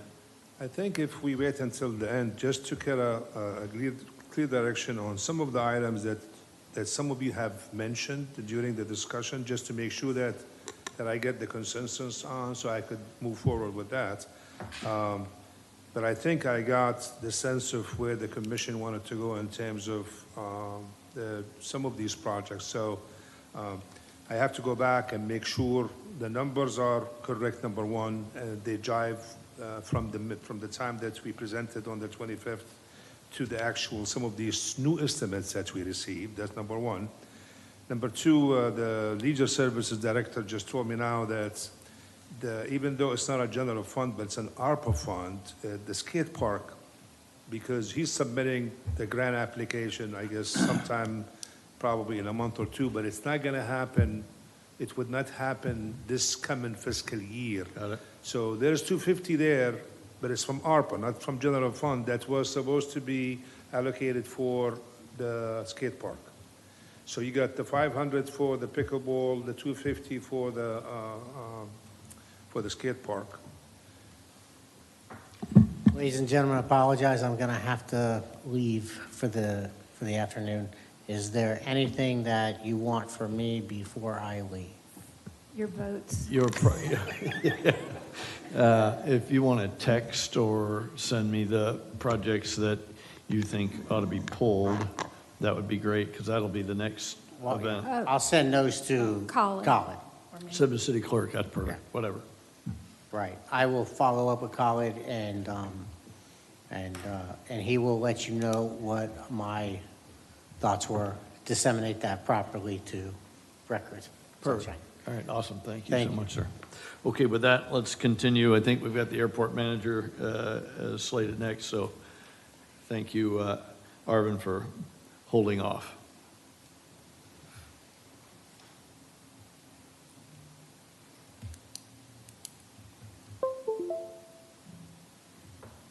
Do we really have 500 takeoffs in an hour? No way, No, no way. Just threw that out there. Do the math, not happening. no, it's not possible. Maybe at Woodstock. Maybe Atlanta. All right, well, thank you for having me. Good to be here, Mayor, Commissioners, and thank you for the opportunity to recap. I will not bore you with all the details, but I'll give you the 30,000-foot view. Not much has changed since my last presentation, but I will start with just a brief reminder of our vision. We are the aeronautical gateway to our community and to the surrounding area. And our goal is to really provide our users with safe, first-class aviation facilities. And we do that by promoting economic development and to ensure our long-term financial sustainability.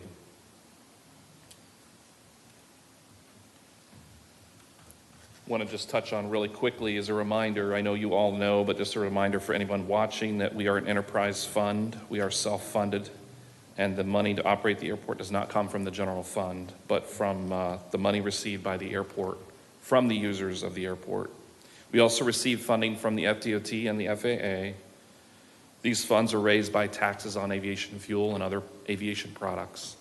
And that continues the long-standing precedent set by the federal government back in the 20s that only those who use aviation should pay for it. Want to just touch on our gallons. As you can see by the screen, we have, if you look at 2019, 2020, and then going into 2020, 2021, you'll see that there was a dip, and that is attributed to the COVID reduction in flight activity. But as you can see, that has come back strong with a little increase.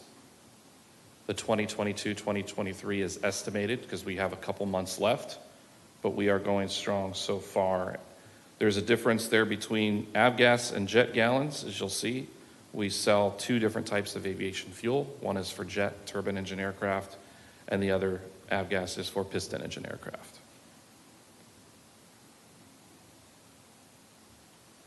Epic Aviation accounts for about 50% of our fuel sales. Airgate around 30%, and the retail is around 20%. Retail meaning to the remainder of tenants or transient aircraft that may come in and use the facilities. Our lease revenue has also increased. This is in part due to effort to make market adjustments for our commercial leases, as well as additional T-hangars that were added last year. We've also had some healthy CIP increases in the last couple years. We plan to have that continue. So that revenue there, what you're looking at, is revenue generated by our commercial and T-hangar leases. So one of the things that has changed since we met last was I had originally asked for, several months ago, an additional admin. We intend to reclassify our contract administrator to airport coordinator. And I was hoping to also get an admin to help us in the office, but that's one thing that has changed a little. We have made some improvements on how we streamline some of our processes, and we also struggle with space. We have very little office space. If you've been to our office, it's very, very cramped for even just a couple people. So it's a struggle for us to have anybody to visit us, to have a meeting. We're in each other's. When I'm on the phone, I have somebody else talking at the same time. We're working through those issues, but we really have no space to add a person. So we're going to hold off on that for another year. And that drops, when you're looking at our budget, that's actually going to reduce our personnel services by about $60,000 there by holding off on that. You will see a jump in our personnel services, and that's because I'm asking that we reclassify several employees. Let me just go back real quickly. You'll see the current org chart and then our proposed org chart. What I'm asking is that we reclassify our contract administrator. She'll continue on doing her duties as the contract administrator, but also we're going to use her more in the field a little bit, where she'll actually be out talking with tenants and actually getting some hands-on experience speaking with the tenants, making sure that we're giving the customer service that we need and coordinating things a little bit more in that new role. We have 2 airport maintenance workers and 1 ground maintenance worker. The reason I'd like to reclassify our ground maintenance worker is because I need all 3 We have a very small staff. I've got guys mowing the grass as we speak, but they're also doing things like taking fuel loads and making sure that our fuel is clean and dry. And that's a very big part of safety. And they receive training for that. And to have one guy who can't do that is not very efficient for us. We need redundancy in our system. So to be able to have all three workers trained at the same level when we have such a big area and so many things to manage is going to help us. It's an investment in the airport team and the airport.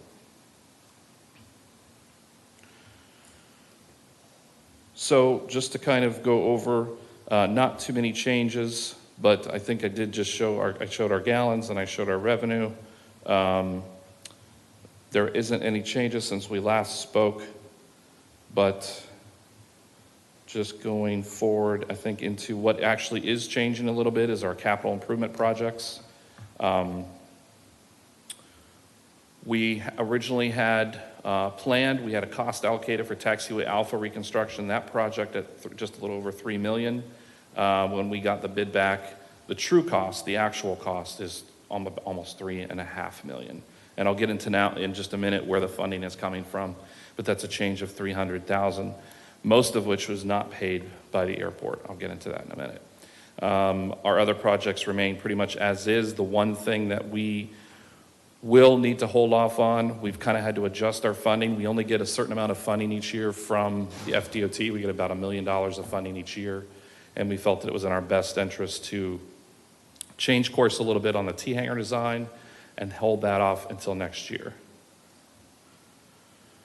So here is a breakdown of our capital improvement projects and where the funding is coming from. So if you'll see, the first two are taxiway reconstruction for Taxiway Alpha, and then the second one is actually for our visual glide slope indicating system, and a vault generator replacement.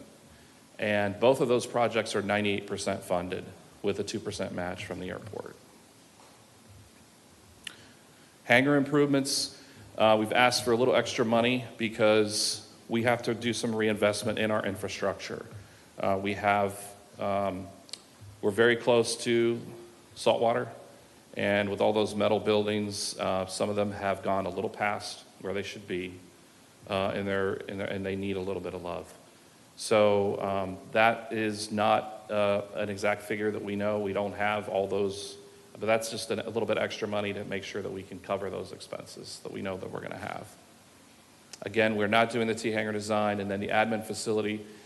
That's something that goes back to us not having any space. So I would say, Colin, you could correct this to say how long this has been, but the former airport manager had plans to build an admin facility, I want to say at least maybe 3-4 years ago.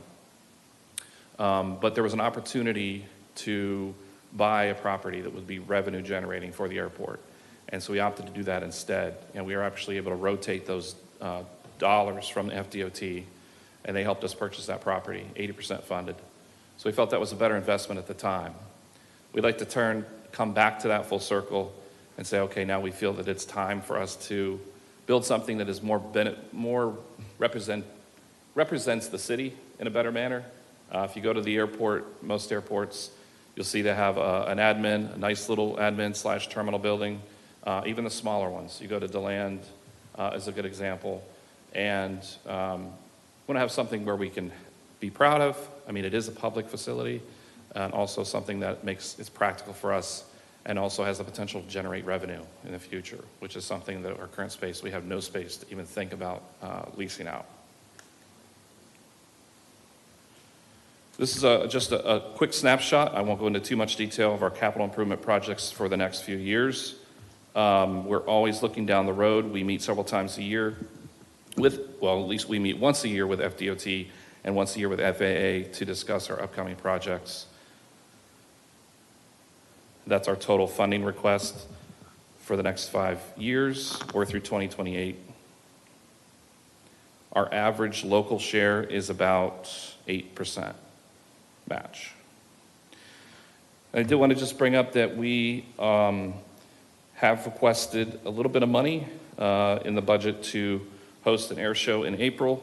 We've been working very hard on that for about 5 months and are very excited about this community event and we're getting a lot of interest, not just in performers, but also in different members of the community that can come and showcase their business. So it could be an opportunity for the community to come back or learn more about the airport. It's an opportunity for us to kind of give back to the community and engage with them on a level that they might not normally engage with the airport. So, and questions? Any questions for the airport manager? We'll start with the vice mayor. So in the admin building, we've already designed this building once. Is there no way that we can use that existing design and maybe reconfigure the interior of it through a change order or something that will bring that cost down? Or do you really need to go out and completely do a total new redesign? So that's a good question. We've spent a considerable amount of time looking at that because we didn't want to unnecessarily waste funds.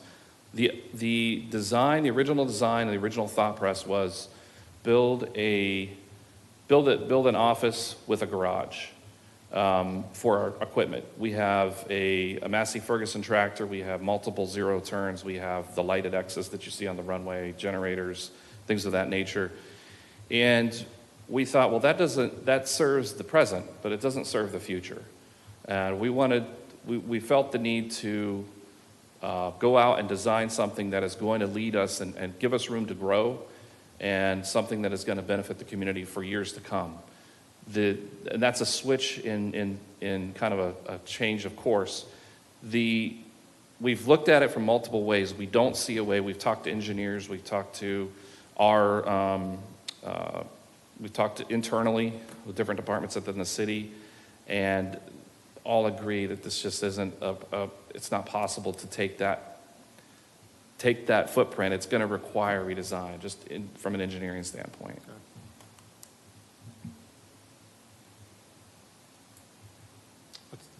Just, had we not bought the property, you'd have that building to live with anyway. So you'd had to live with what you had existing. It's true. Or do an interior remodel or something, so. The location of the building was also another consideration. The thought at the time was to put the building kind of behind all the hangars where no one could see it. It was hidden. And we felt that that's another reason why we wanted to redesign, because we want a new location. We want to say, you know what, welcome to New Smyrna Beach. We're the gateway to the community. We're proud. We want the community to be proud of us. We want the city to be proud of us because we feel like we're a big part of the community. We didn't want to be pushed off in the corner and ashamed. We wanted to say, here we are, and put our best foot forward for you all. Thank you. Commissioner Martin. Thank you. Commissioner Perrine. I see you have a vehicle lease and equipment lease for a copier. The vehicle lease, it says a new four-door to replace a small SUV. What made you make the decision to lease versus purchase, unlike the other groups? Yeah, so in fact, I was just talking with David about that. We also have in the budget, we can go either way, whatever the preference is. We can lease, or we'll go with whatever is recommended by the commission and whatever is recommended by maintenance ops. We just need a vehicle, a four-wheel drive vehicle. The one we have, the vehicle that we're replacing is more like a car. Doesn't really serve us on the airfield when we need it. Yesterday, a good example, we had a microburst, 65-mile-an-hour winds, and we had an incident with an aircraft on the airfield. It went into a ditch. There's just opportunities when we had to respond, and we had to respond quickly, and that car is the last thing we wanted.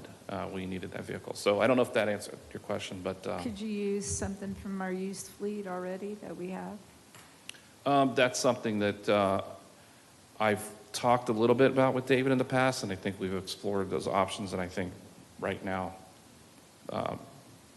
from my understanding, the best option was to buy something. Have we maximized the use of maintenance ops for things like ground maintenance at the airport, and then, of course, have maintenance ops charge the airport for these services? We don't charge airport, if maintenance ops does any work at the airport, we don't charge the airport? No, they do. In fact, I think that there's a line item in our budget where they allocate money for providing preventative maintenance for our equipment. So we're always in good communication. They provide great support to us. Which is fabulous, but Yes. I'm looking at money move around. And you mentioned that the grounds maintenance person now is one of three because you need everybody cross-trained. But does that then mean that you'll be calling at all on maintenance ops for any ground maintenance? Presumably they do your fleet maintenance for your regular. So all of that is money transferred as a cost to you and revenue to maintenance ops, I assume. Is that accurate? Yes, it's a service that the maintenance op Okay. they provide to the airport. What you have mentioned about maintenance op some of these services out there, for example, the mowing. I think they tried it in the past, and somehow, because maintenance op staff is divided into quite a bit of maintenance area in the city, the airport was not getting the attention that they needed. That's number one. Number two, the airport is an enterprise fund. I understand. So having their own employees to maintain their facility and also to take care of the fuel issues that he mentioned, that's why they have their own personnel. But if they need any additional help from maintenance op, obviously it's available, number one, and we charge. Well, which is great. I mean, I understand that they are an enterprise fund so that any other customer, there would be an invoice and a payment. And I wanted to maximize our maintenance ops group and we've talked about broad space contracts. Is that are we maximizing that economy of scale there also? And we do. And just one other comment that to bring up is that our maintenance ops or our ground maintenance, airport maintenance workers have very specialized training. They're working around aircraft. They're out there talking to the tower. So they're in communication with the tower. So they're working right alongside aircraft that are landing. And in addition, especially on the fuel side, the quality control that we're asking them to do, it's a little lab coat type stuff. It's asking them to perform things that somebody else isn't necessarily trained to do. So, but we do take it, there are times when we need help, and those guys are great One to help. understands Yes. your specialized requirements. I'm just making sure that we're maximizing the use of our other resources when appropriate. Absolutely. Thank you. I have Yeah. two more. I wasn't done. You do? Okay, go right ahead. The operating reserve, explain that as a federal or state requirement for your enterprise to have that 18,000? Or is that just a slush fund that you I have? think finance might have to answer that question. I'm not aware of our operating reserve from a federal as far as an airport itself. They like to see us to be as self-sustained as possible. If we make too much money, they will investigate that. So there's a balance because they want us to be making sure that we're giving the service to our users, but I'll let Khalid. And they do have, because they're enterprise fund, so they do have a reserve fund there in order to take care of their capital equipment and capital projects. Is that a percent to your, It's a percentage of our annual budget. So, and again, Natalia might know the exact amount. I forget what it is, but there is a percentage of our annual budget. the 150,000, how did you come up with that number if we haven't had an air show in a long, long time? That was a number that, so we have all of the, or I'd say the majority of the volunteers that assisted us in the past, including the former airport manager who's on our committee. So that number came from those folks who have worked air shows in the past. Now we know that's a little low, as we're finding out, but we are going to make adjustments because we want to have a good show for the money. And we're working on getting sponsorships, which will help too.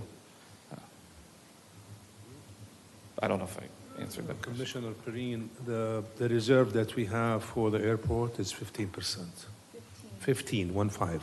Okay, thank you, that's all I have. Just want to check that we are avoiding the pitfalls of what was it, the last two shows? As we know, one collapsed after it had been announced. Right. And we've had difficulty in the past even coming close to breaking even. Hopefully you're accounting for that issue. Well, we have a lot of very wise people helping us, so but we haven't done it in a while, so we recognize that we may stub our toe here and there, but we're certainly making every effort to not only make it a successful event, but also to watch the budget, and keep it within budget while also having, making sure the community has a good time. But again, the volunteers that helped for so many years, I mean, I think this goes back to probably 8 years in a row they did something. So almost all those same volunteers who they know the framework, we're coming at it from a fresh perspective, taking their knowledge, what they've learned, and combining it and hoping to have a good show and a great event for the community. Yeah, I just remember the last two, the one where it was announced and then, I think there was one or two that were announced and then called off, and then the one before that which just ran red ink, right? One was called off, and the other one, I think we had the balloons. Yeah, no, we never did get the balloons up, I think, for the 2 years before that, but it's just the amount of red ink generated by that. Well, So, hopefully in April we'll have a good weather for it, so. but are we doing hot air balloons again? It depends. So I think the focus is on, this is an air show, and I would kind of go back to just want to highlight the fact that this air show is a week before Sun and Fun. Is it a week before what? Before Sun and Fun, and I don't know if you're familiar with that air show, but that's one of the biggest air shows, definitely the biggest air show in Florida. Probably been going on 40, 50 years. The performers that are performing at that show typically don't get paid. Mm-hmm. They're required to be at that show by their sponsors. Our show being a week before, they have been lining up to come to this show. So this is a very popular event for the performers itself. But I think we've got a lot of very positive movement on this. I think we're going to be surprised. Hey, I'm just, black ink, red ink. Okay. Commissioner Weiss, thank you so very much, Director Weiss, for your presentation, along with the emphasis on process improvement. I admire that greatly and hope you can spread that around the entire city staff. Process improvement to save where we can. We can do the things the same way we've done them for 20 years, or we can modernize. I favor the latter. Because you're enterprise funded, your impact on the general fund is insignificant, in my estimation. Is that right? Okay, very good. Love that. And to Commissioner Martin's point, if there was ever, because you're enterprise funded and it's kind of a closed loop, right? You get money from the FAA, you charge your users specifically for the use, and that pays for most of the operations.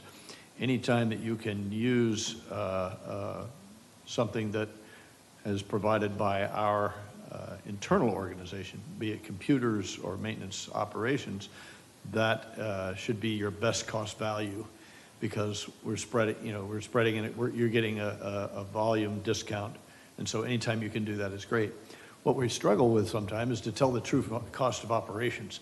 If you have people mowing grass and David has people mowing grass, what's the cost of mowing grass? What's the cost of the airport? What's really the cost of the airport? And so however we do that, whether we do it through the financial folks or you do it yourself, having your total cost of operations is clearly identified as possible, regardless of funding source, is very good transparency for us to see. So I admire that. A little experience in the air show business, having done it for a number of years, and so I'm excited about where you're headed. It can be a very big moneymaker if done well. Thank you. Any other questions? Oh, yes, sir. Do we raise our gas prices like the gas stations do? So, yes. Well, so we adjust it every time we receive a fuel load. Okay. So if I get, we have a resolution right now that says we're going to sell fuel at 60 cents over cost and 20 cents over cost to the FBOs. But someday in the future, I may be coming back, hoping for a little bit of adjustment on that. But more to come. Okay. You're not taking a loss, and you are getting a profit, yeah? We are. Okay. I think we could tweak a little bit more out of it. Excellent. Love that entrepreneurial spirit. Yes, sir. No question, but I just want to ask the commission if we could move leisure services right after Arvin, and then the administration will follow after that. I think if the Perfect. commission will If appreciate there's no, without objection? Okay, perfect. Any other questions for the airport manager? Thank you so much, sir. Appreciate for your your time. remarks. You bet. With that said, let us not take the break. Let us move right into Rob Salazar, Director Salazar's comments.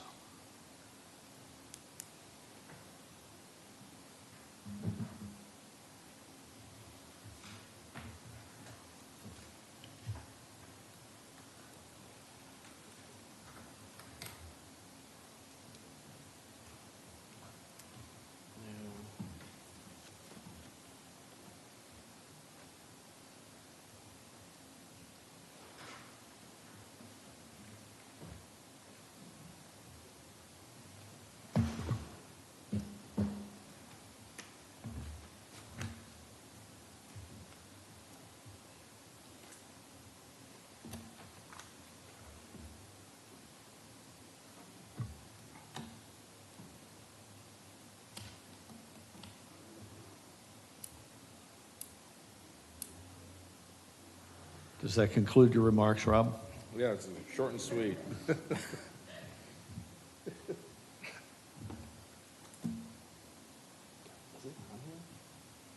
the presentation on here already?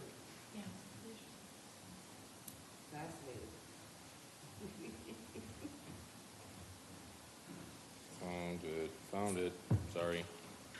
My bad. Okay, Commissioners and Mayor, City Manager, thank you for the opportunity this afternoon to present regarding our 2024 fiscal year budget for leisure services. I will, just so I understand, I'm going through the presentation, questions are coming afterwards, correct? Okay. Okay, I will start with the personnel requests that I put in for. We had 2.0 FTEs overall throughout the different sectors of my supervision.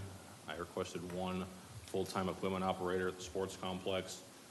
Currently at the complex, we have, through July, about $35,500 of overtime expense that we've expended due to weekend baseball, softball tournaments, other events going on at the complex. This has stretched our current staff of 4 maintenance ops, or not maintenance, equipment ops, pretty thin, constantly working overtime, working 50 and 60 hours a week.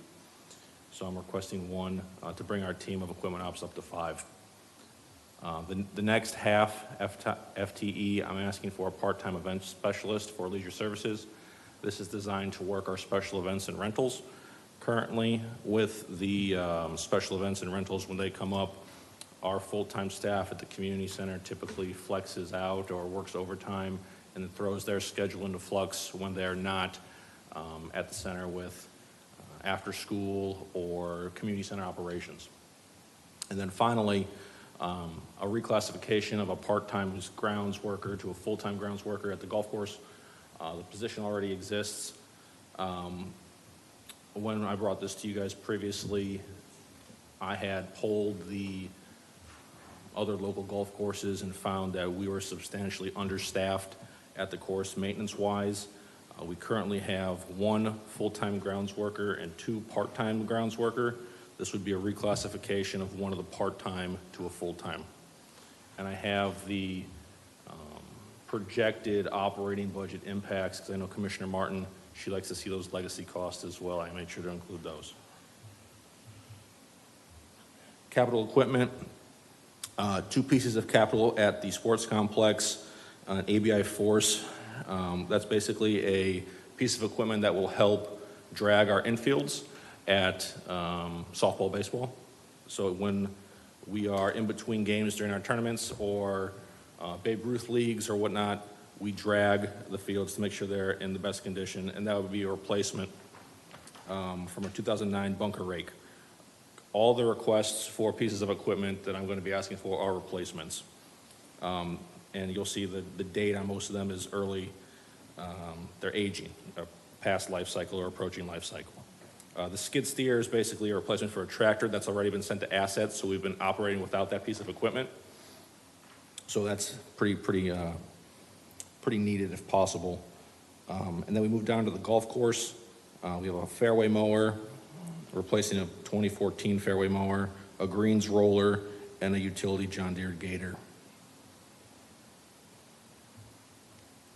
Some of the pictures that, these are pictures of the equipment at the golf course.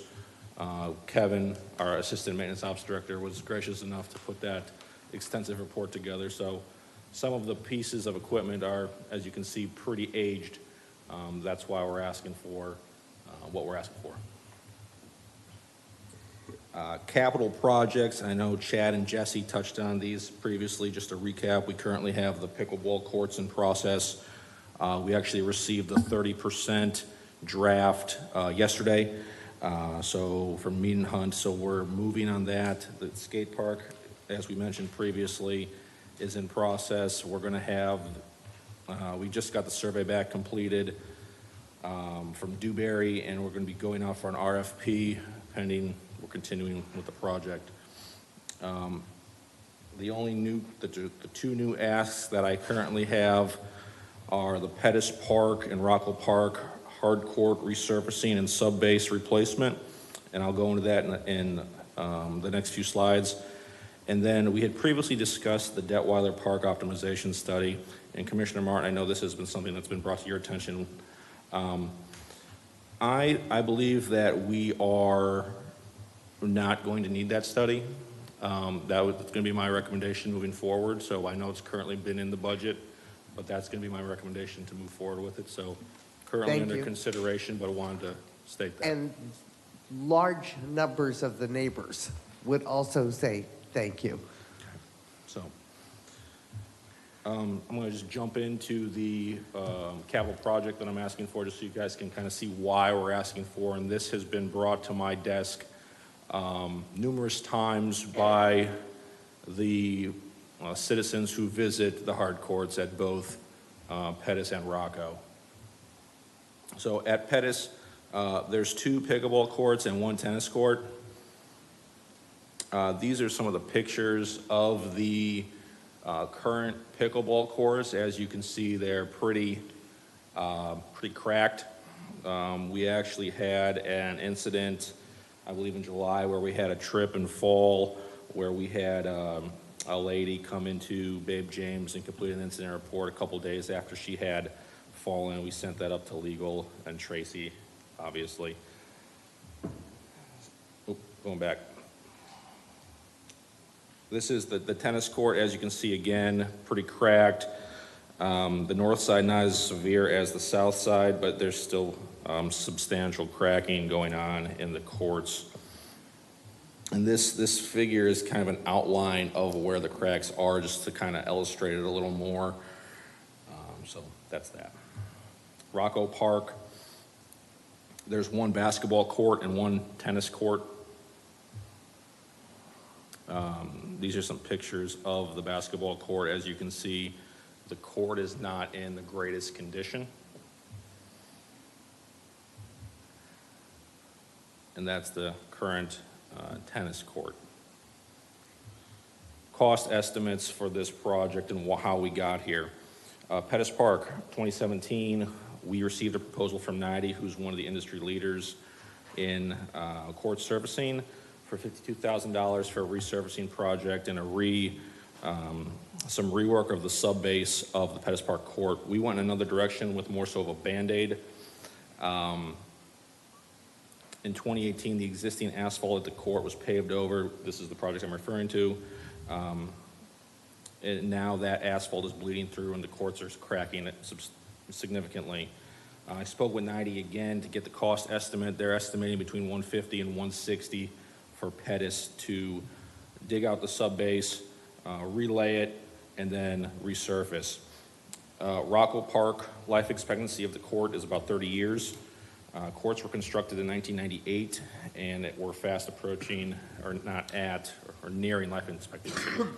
Estimate from NIDE for Rocco between 120 and 113, or 130. And I put in a request for 300 for the combination of the two into the budget. So why invest in this? Cracked and damaged courts increase potential risk to users, as I illustrated with the incident that came into the center the other day. Increased park usage. Revitalized courts will encourage patrons to visit the parks and plan the courts. Utilize the hard courts for both tennis and pickleball. Two pickleball courts on the tennis courts, similar how we lined the courts at Detweiler, so multi-use courts can be designed. And then the benefit to all park users. I know we've got a high interest in pickleball here, but doing all these courts will not only benefit just pickleball, but tennis and basketball users as well. Questions? All right. Thank you for your presentation. Appreciate the detail. Commissioner Perrine. So I have to agree with Commissioner Martin on this. I think before we add more courts, we maintain what we have. Those photos tell all. Are you doing the Brandon Center in a separate, or we're going to discuss this now? Are we talking about the pier? No, just leisure services and golf and. I don't Brandon. have any capital or personnel requests Okay. for the Brandon Center. So the only comment really regarding budget on that is what I've mentioned multiple times of putting an automated increase year after year on those. So I'll be coming back to you, it won't be this upcoming commission meeting, it'll be in September, with a fee structure proposal for the golf course, the marina, and leisure services.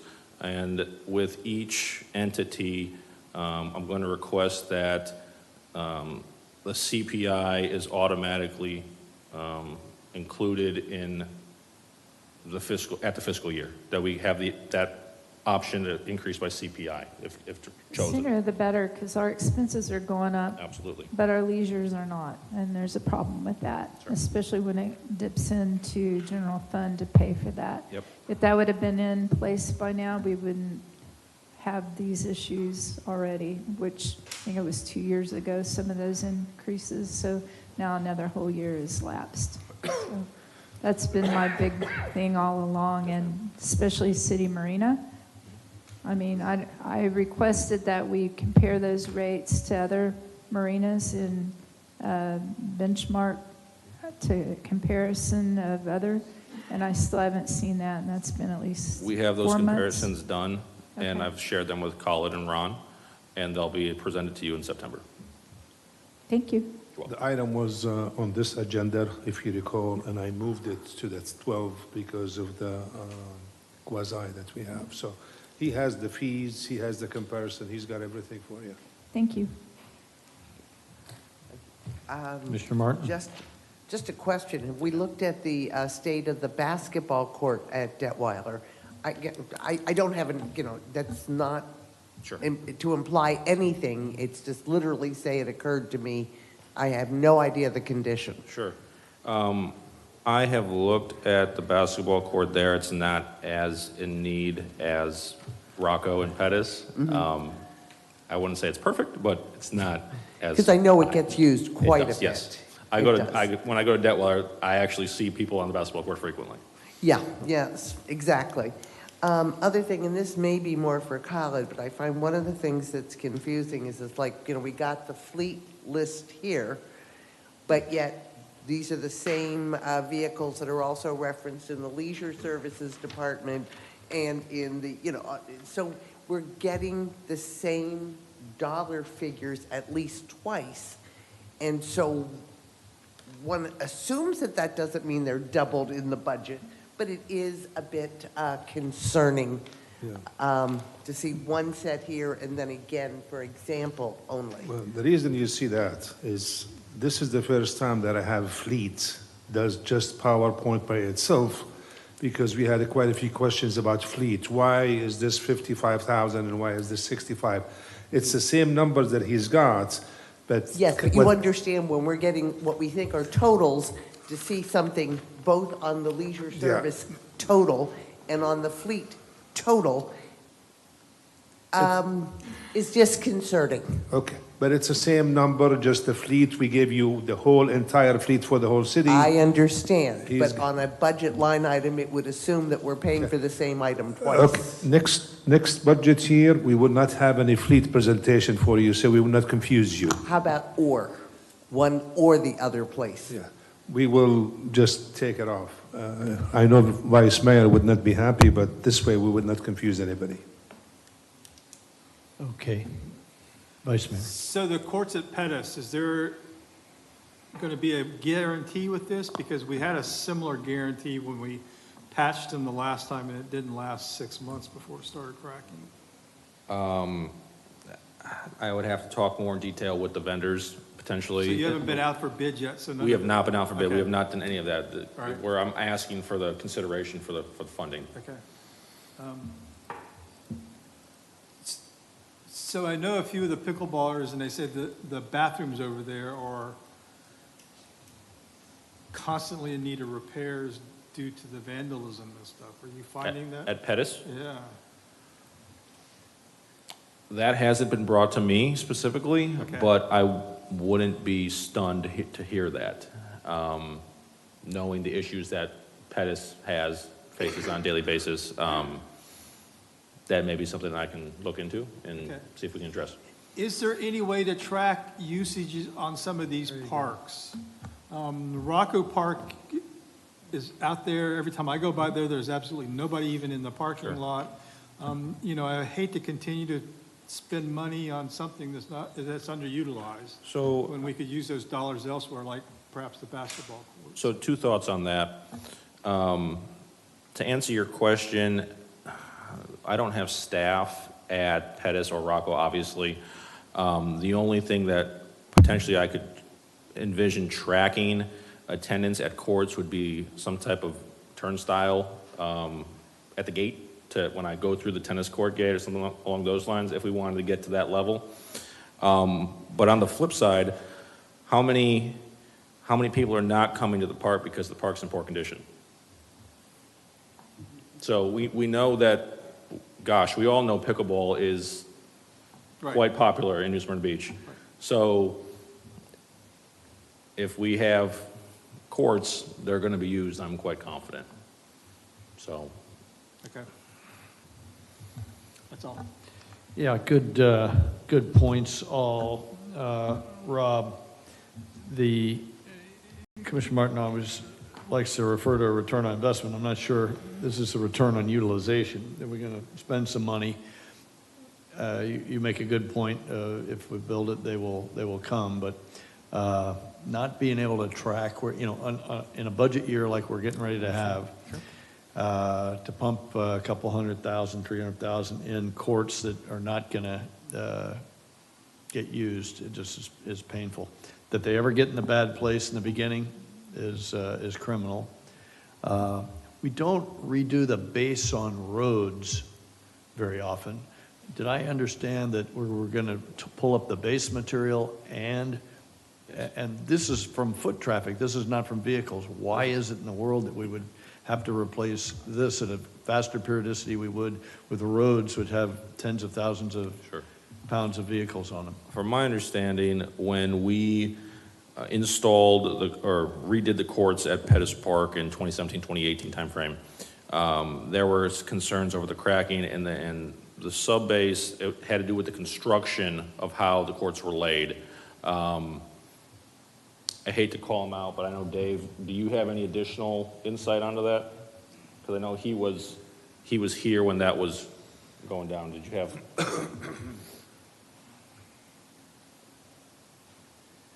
So when Pettus was initially redone, it was part of a grant package, I believe, through CDBG, and the funds that were available didn't allow for the sub-base work to be done. So the sub-base wouldn't be pulled out, it would be taking the whole asphalt off and recompacting the sub-base. Because the problem that we're seeing at Pettus is every time we get heavy rains and the water gets underneath the courts, it's moving the sub-base around. So that's where, when Rob's saying to put the, essentially finalize the sub-base, we're not, they wouldn't be removing anything, they would be essentially recompacting it so it's got a nice level surface to put the asphalt on. And the reason why was it wasn't properly installed in the first place? That's the problem? I think, Mayor, if I may probably, when they did the construction, most likely they did not do any, maybe a good compaction on the subbase. So that's probably what happened. And throughout the years, it settled. Yep. So- Go ahead, sir. So I have a similar problem with our HOA in that I didn't redo the sub-base either on the tennis courts, and we have the same problems there, and it's basically because a lot of it's due to the weather. We had several years where we had dry weather, so things were kind of settling, and then all these years of wet weather, and it's made the pops it up. So Got it. it's Very weather good. related. Excellent. Thank you, David. That's helpful. And for you, Director Salazar, the staffing, this is a terribly demanding year for our budget in general. And so, I'm already on record of not favoring anything other than public safety and our legal department. And so, I don't know if that'll stand or not, but it's not about you and how well the department is running. It is more a function of our budget. And being able to deliver the service, I think you deliver great service. I think our town has great facilities and great services. The question in mind is how well we keep them. Do you maintain your buildings, or is that being done for you by our maintenance ops department?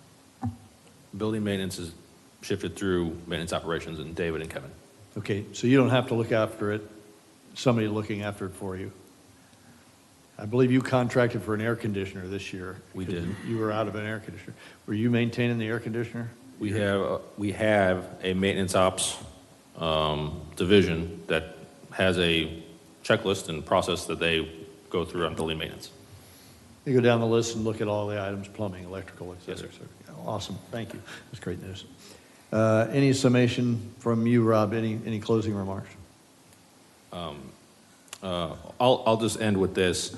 Commissioner Perrine and Commissioner Martin, I know both of you have mentioned this and echoed this previously. I 100% understand this is a difficult budget season, and the commission has shared sentiments of taking care of what we have prior to building new or additional. That's why the ask is what the ask is for this cycle. So your comments have been heard, and I've tried to tailor my ask to what you guys want to see. So thank you. City Manager, anything from you, sir? No comments, but I just wanted to, for the next one, if I could have CRA Economic Development Director give a quick presentation, and then we'll follow by finance with the administration, if the commission would agree with that. Without objection. Okay, that sounds great. Director Edwards.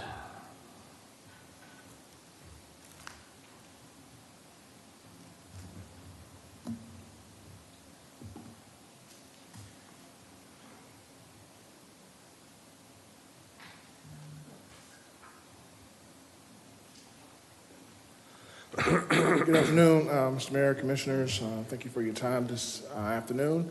Before you, really not a lot of significant changes from your previous mini budget workshop. I'll fly through some of these here and go straight into the CRA, which is where the notable changes were with regards to the proposed, excuse me, let me get there. Proposed changes for this fiscal year. The Historic West Side Preservation Grant, as you see here, if we needed to, we could adjust, because I know that last time one of the items, in particular the targeted industry land acquisition lease program that we were proposing, was underfunded, and I acknowledge that. Given the market, given the changes in the market for certain properties on US 1, we did increase that just in a estimated way. So we have, if we needed to, we could reduce the existing West Side Preservation Grant Program by about $50,000 to kind of cover that, start going to different lines. And those adjustments that you see before you are reflective of the staff's attempt to try to increase the amount of money for the targeted industry land acquisition, if that makes sense. So as you can see, we propose to reduce that to $50,000 for the Historic West Side Preservation Grant. And for the New Smyrna Beach Housing Authority, there's no change there. The community impact also could either be dissolved in order to do the targeted land acquisition, or it could be reduced by $100,000. The septic to sewer, there would be no changes on any of these items that you see before you. And then, of course, there would be a change. We would probably eliminate Pettis Park, the improvements there if we needed to, because what we were proposing was more lighting enhancements at the park based on frequent activity at the park sometimes in the evening. Just kind of trying to give it a little more lighting, but we could eliminate that to cover the difference that we came up with on the targeted land acquisition, if that is still a priority of the commission. But ultimately, on the business economic development side, things are pretty consistent from the last time. So I stand open to the floor for any questions you may have. All right, thank you for that report, Vice Mayor. Give me just a second since I was Yep, absent. yep, all right, we'll skip over to Commissioner Martin. First slide, I believe it's the community impact facade. Yes, ma'am. As I understand, that was one that just passed, I believe it was August 8th.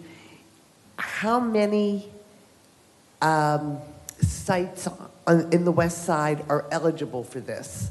Well, let me, if you don't mind, Commissioner, actually, I think you're referencing Historic West Side Preservation Grant, not the community impact. That's a separate one. Okay, Yeah. so the nonprofits, Yeah. well, you mentioned on the I'm looking at the one with the historic sites. Yes, ma'am. Yes, ma'am. So that's the first one. That's the first one, yes, so ma'am. we see only the museum? I mean, how many sites are eligible for this other than the museum? Yes, ma'am. We have two that are currently designated. I think the Washington Street area, if you go on the west side of the tracks here, Washington Street area, that area is considered historic. And then, of course, the 312 North Dust, where the museum is, that's also How considered. many, I believe they're only nonprofits, so I would ask Yes, how ma'am. many sites on Washington are nonprofits that would be eligible for this grant? None that I'm aware of on Washington. So, as it stands now, the only project in the west side that would be eligible for this is the museum? Right now, but yes, if you know, there is an item coming before you for Sheldon Street. I think it's a second public hearing at your 22nd meeting. That will be one additional nonprofit property. But to answer your question on Washington, I think that's just businesses there. They're not nonprofits. So, yeah, so this, I missed that last meeting, and I was concerned about restricting it to nonprofits when I think that that particular program indicated 3 addresses that potentially were eligible, and it seemed very exclusionary to me to limit it to nonprofits, and in fact, at the moment, only one, and that particular site is something that we've given money to historically almost every year. So I'm not quite sure what the difference is here. Well, the difference is for the fact, first of all, we never had a true structure for that allocation that we had for the museum. And this was a chance to kind of do more of a business process type effort on our part to kind of clean that up and make it more structured, make it more of a structured program versus just kind of a request and an allocation, so to speak. So we were trying to clean that up. That was the first reason. The second reason why we targeted nonprofits, because of typically when we've interacted with any for-profit developers, businesses, they've either wanted to demolish the site altogether or what they're proposing is a lot more non-job, well, not even job generating, but non-really public facing, was more private enterprise type. For instance, we had a developer who recently, I think he had a pre-app where he was proposing condominiums for that area, the Washington Street area. So that wasn't necessarily any retail that I'm aware of was in there, or any restaurant, anything that was business oriented. It was more so residential, and so it really wasn't. So the other, at least with the other nonprofits, there would be programmatic benefits targeting the nonprofits over the for-profits because they would have more of a public face, like the museum has more of a public-facing program in healthcare and educational services and things of that nature that would be provided. Just seems a tad overly restrictive. And by the way, there are still on the books for our LDRs restrictions on the types of businesses that can be in the historic West Side. Absolutely. So that's another complication. Yes, ma'am. Yes, ma'am.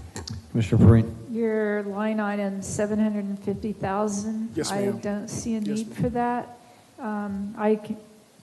We do need, On the previous slide. we do need industrial, but that's going to be more of a rezoning. I don't want the city to be out being land barons trying to buy property. I can't see that you're going to get anything for 500 to 750,000. So I see no reason to budget for that. Yes, ma'am. In the research that we had on that at the time, based on the market conditions, like Blue Heron Motel and things of that nature, we're looking at assessed value, and we're also trying to look at market value and kind of come up with an average. So that's why we came up to that number.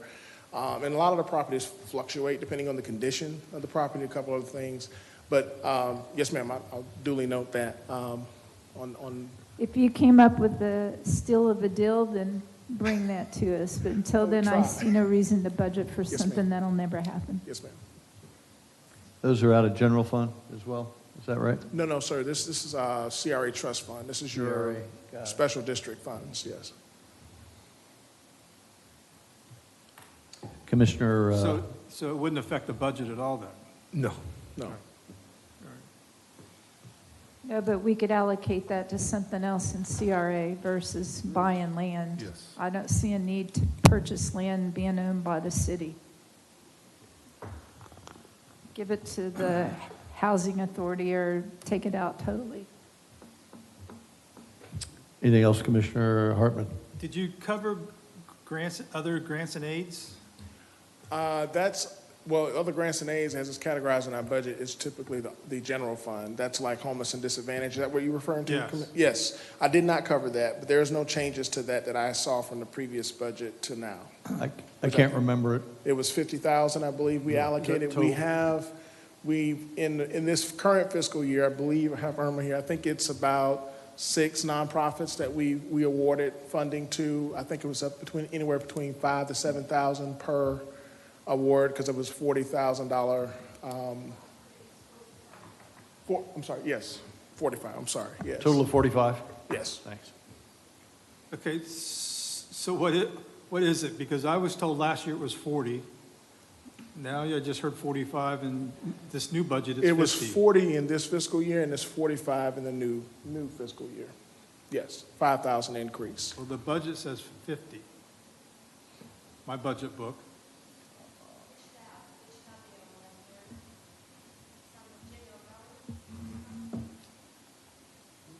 Natalia, I can't really hear you. Step up, you can step up to the table if you like with a microphone.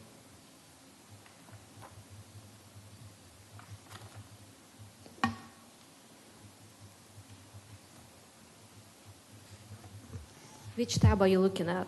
I'm looking at business economic development. Okay, we are budgeting finance budget under general government. So we put $45,000 there. On the business economic, I don't know, Chris, what you put as a detail? I believe I put 50 in initially.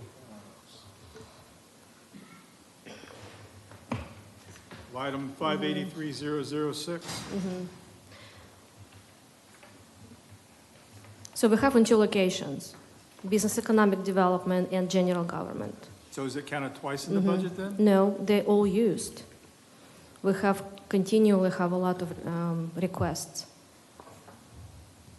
So but my specific question was. And sometimes I'm sorry, I'm interrupting. Sometimes they even come in during the year, and it happened this year several times, some organizations, so that's what we're used for.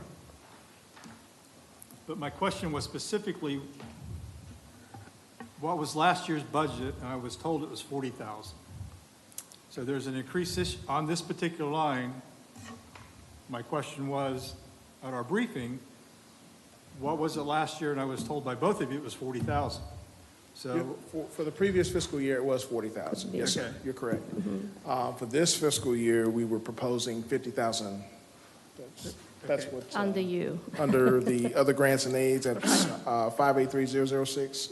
so my concern about, I understand that there absolutely is a need out there, and I'm not saying there isn't.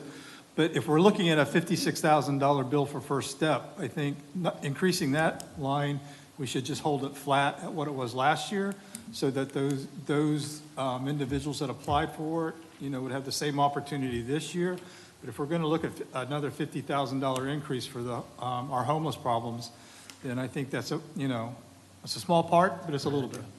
Yeah, and I will be, I will be bringing that up during the commission discussion to talk about the First Step and other homeless issues.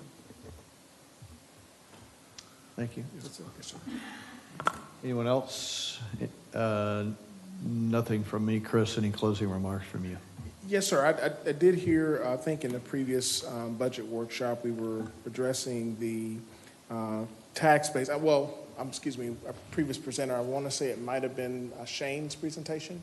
It was asked about the tax base, what are we paying now? I pulled a record from our county records for the tax base for commercial and industrial, and it shows that residential's at 82%. Of course, there are other property classes, but the key that you were mentioning were commercial.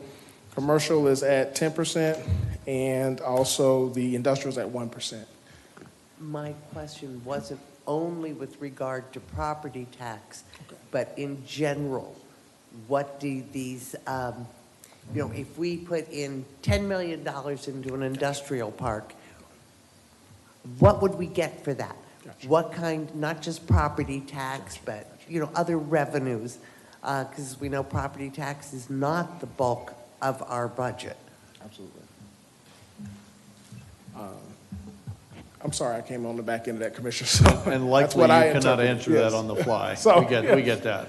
Yes. But that is a worthy cause for us to understand at some point.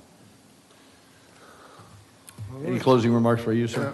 No, thank you, but Natalia will go through a quick presentation on the administration side, and then we'll get into the discussion. Really good. Thank you very much, Director Edwards. Yes, sir. Thank you.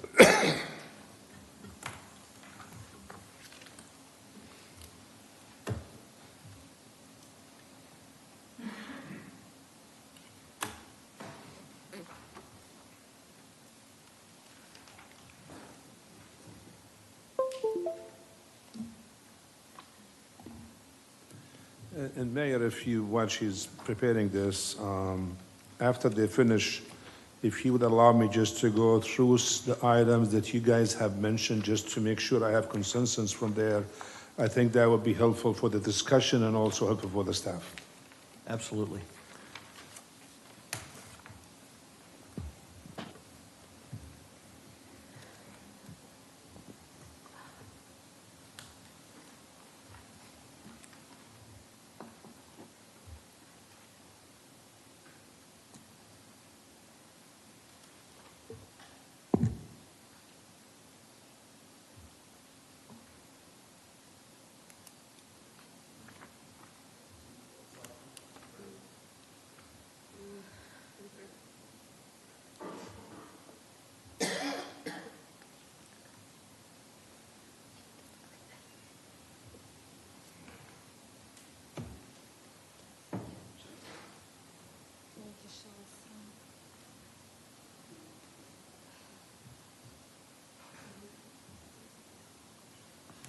All right.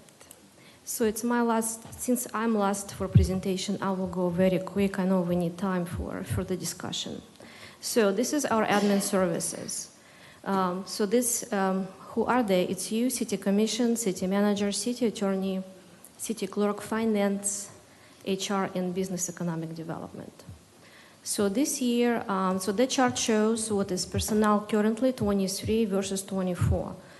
And as you see, everybody basically staying the same except for two departments. So city attorney asked for assistant city attorney new position due to the volume of work they have to do. And finance, my department, we're asking for business for budget analyst because we're in great need for that. Everyone else stand with the positions they have in 23. So City Commission, again, you see the numbers. I will go very quick. So reduction for personnel, it's attributable to the fact that Blue Cross Blue Shield were trying to sunset. So that's where reduction come in, and some very minor operating expenses decrease. So city manager, again, slight increase in personnel, again 3%, and operating expenses, huge increase is attributable to promotional expense. I guess it was asked by the commission, $103,000.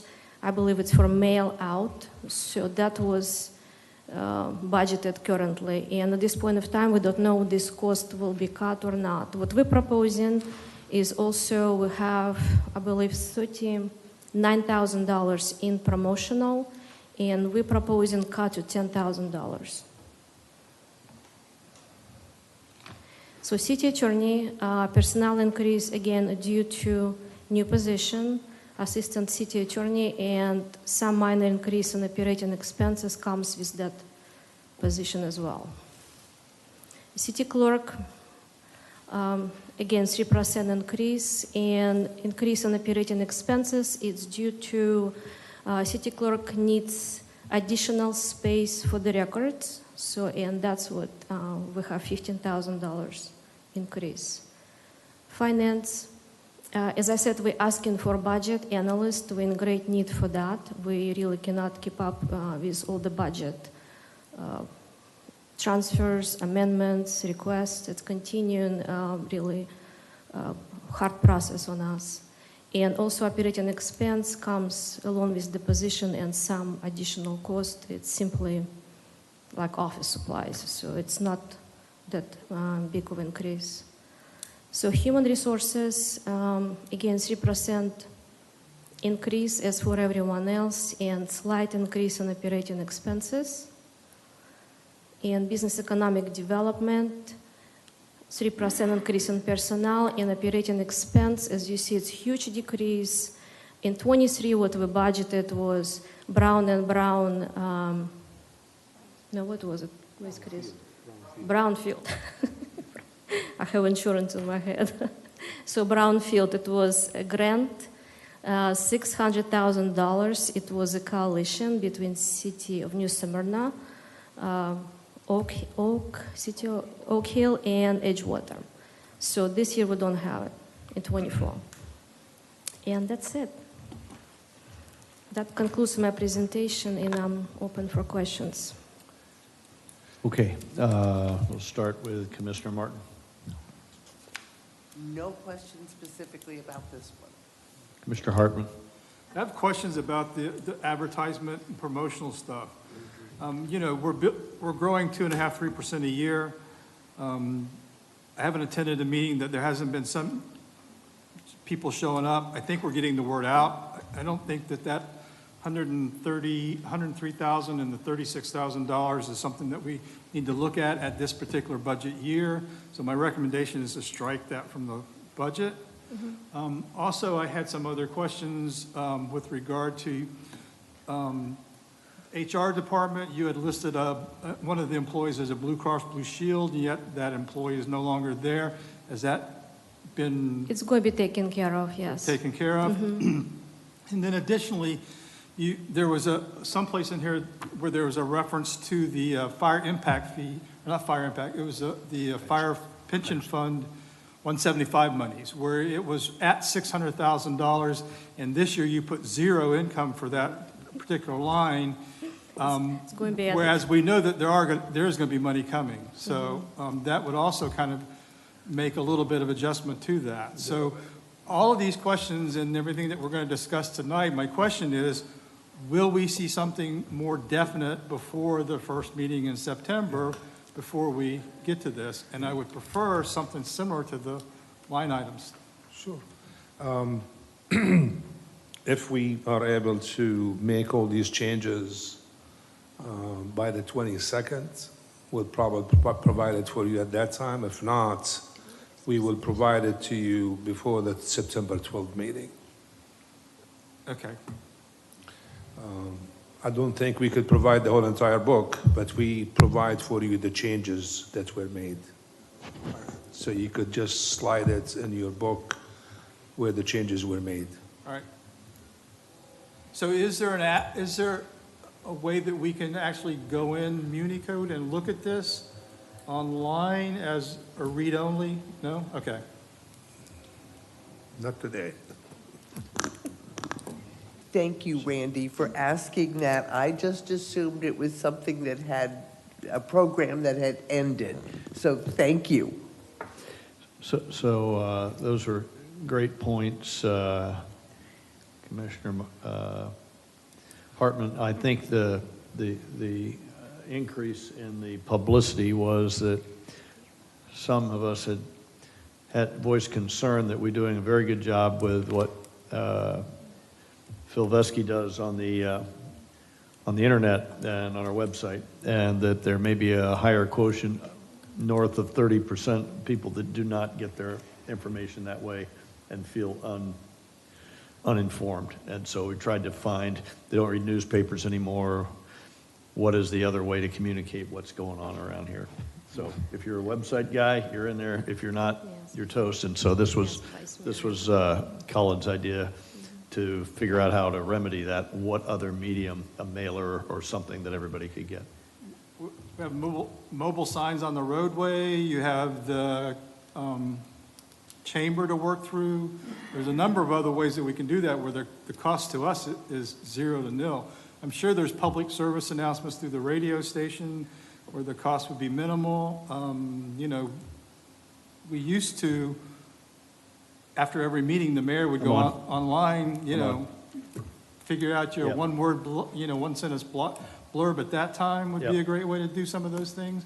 And I think there's enough support in the community through the businesses and the other nonprofits that would certainly get the word out to people if we presented it to them in a reasonable fashion. We have a full-time PIO officer with, that does nothing but PIO, so additional expenses, I think, in this budget year? This budget year, it makes it really tough. My point was that the mode that we're using today is electronic, and that's not what everybody's getting. So, and a sizable number, I think if you polled your constituencies, a sizable number of folks don't get the word.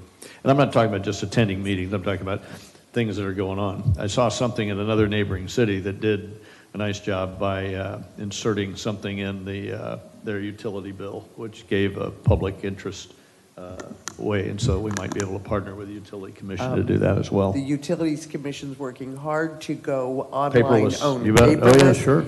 So in fact, and they have not yet figured out how to get the information out that used to be included with their paper bills. So I would certainly support Randy's perspective. Great news. Thank you. Commissioner Perrine. So that 100,000 under city manager, that for promotion, I think it should get shifted from that to the recruitment side of finding a new city manager, because I don't think we've had any extra budget for that, and there's going to be additional expenses for that this year. It's going to hit us hard. That's a good point. 2 other items I see under just general admin to look at memberships and subscriptions and a cell phone control, accountability of those costs. And that's kind of overall theme I saw throughout this, is to question some of those expenses seemed a little on the high side. And may I just say, we kind of started on a presentation, we knew that we need to put all our changes we're working currently, and we have our presentation in draft. That's what things we think, could be changed. And if you want, I can very quickly go over this. It's not in final, it's just basically some items already were brought to our attention. Back to your question, Vice Mayor. Yes, and if you wish, I can very quickly show you a couple slides. Please, and also at least what we have now, it's in progress. So No, not this one. Okay, this one. So items to be cut and reduced from general fund. So as I just mentioned, there's promotional items reduced from 161 to 10. Reduced credit cards fees expense. So right now we have about $50,000. So we're reducing to 10. We're leaving we're reducing to 10. Back again to the fact that we're now passing that on the customer. HR reduced Blue Cross that one person. So elevation of homes. City manager earlier was talking about this one. We think it's going to be from $1.4 million to $200,000. Yes. Quick question. We all know, well, those of us who have lived the hazard mitigation grant program know that there are functionally 3 pools of houses. So when people are referring to, so you're talking about this one from Hurricane Ian, which is a whole new program over and above the 3 house groups from Hurricane Irma. Yes. Okay. This is new, not the old ones. This is the new ones as a result of Ian, as you mentioned.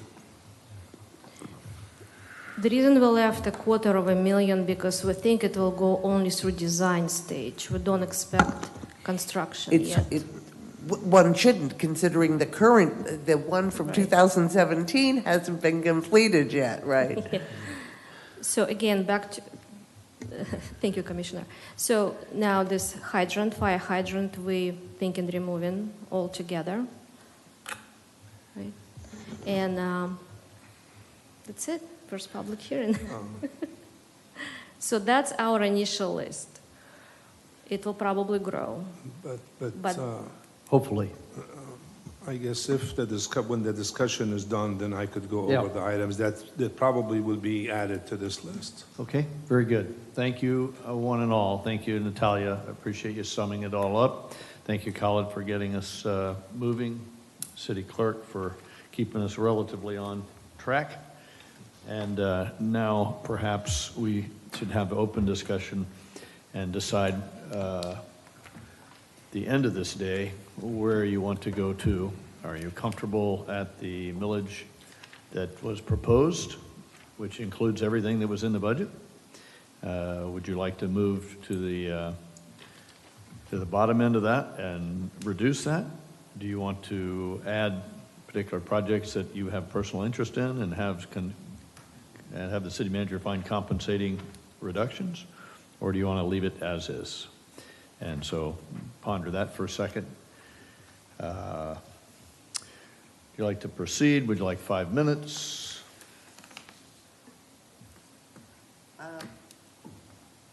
I'd like to see, just those sheets that have been updated for some additional clarity.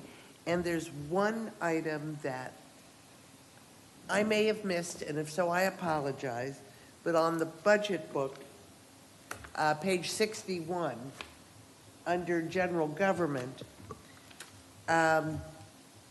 there's the operating, non-departmental capital equipment that refers to a transfer of $8 million and change, but I couldn't find the supporting detail for that $8 million. And so I would love to get a little more clarity on that particular $8 million chunk.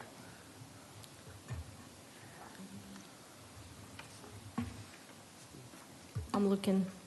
Sure. Page 61. It's page 61, yeah. Thank you.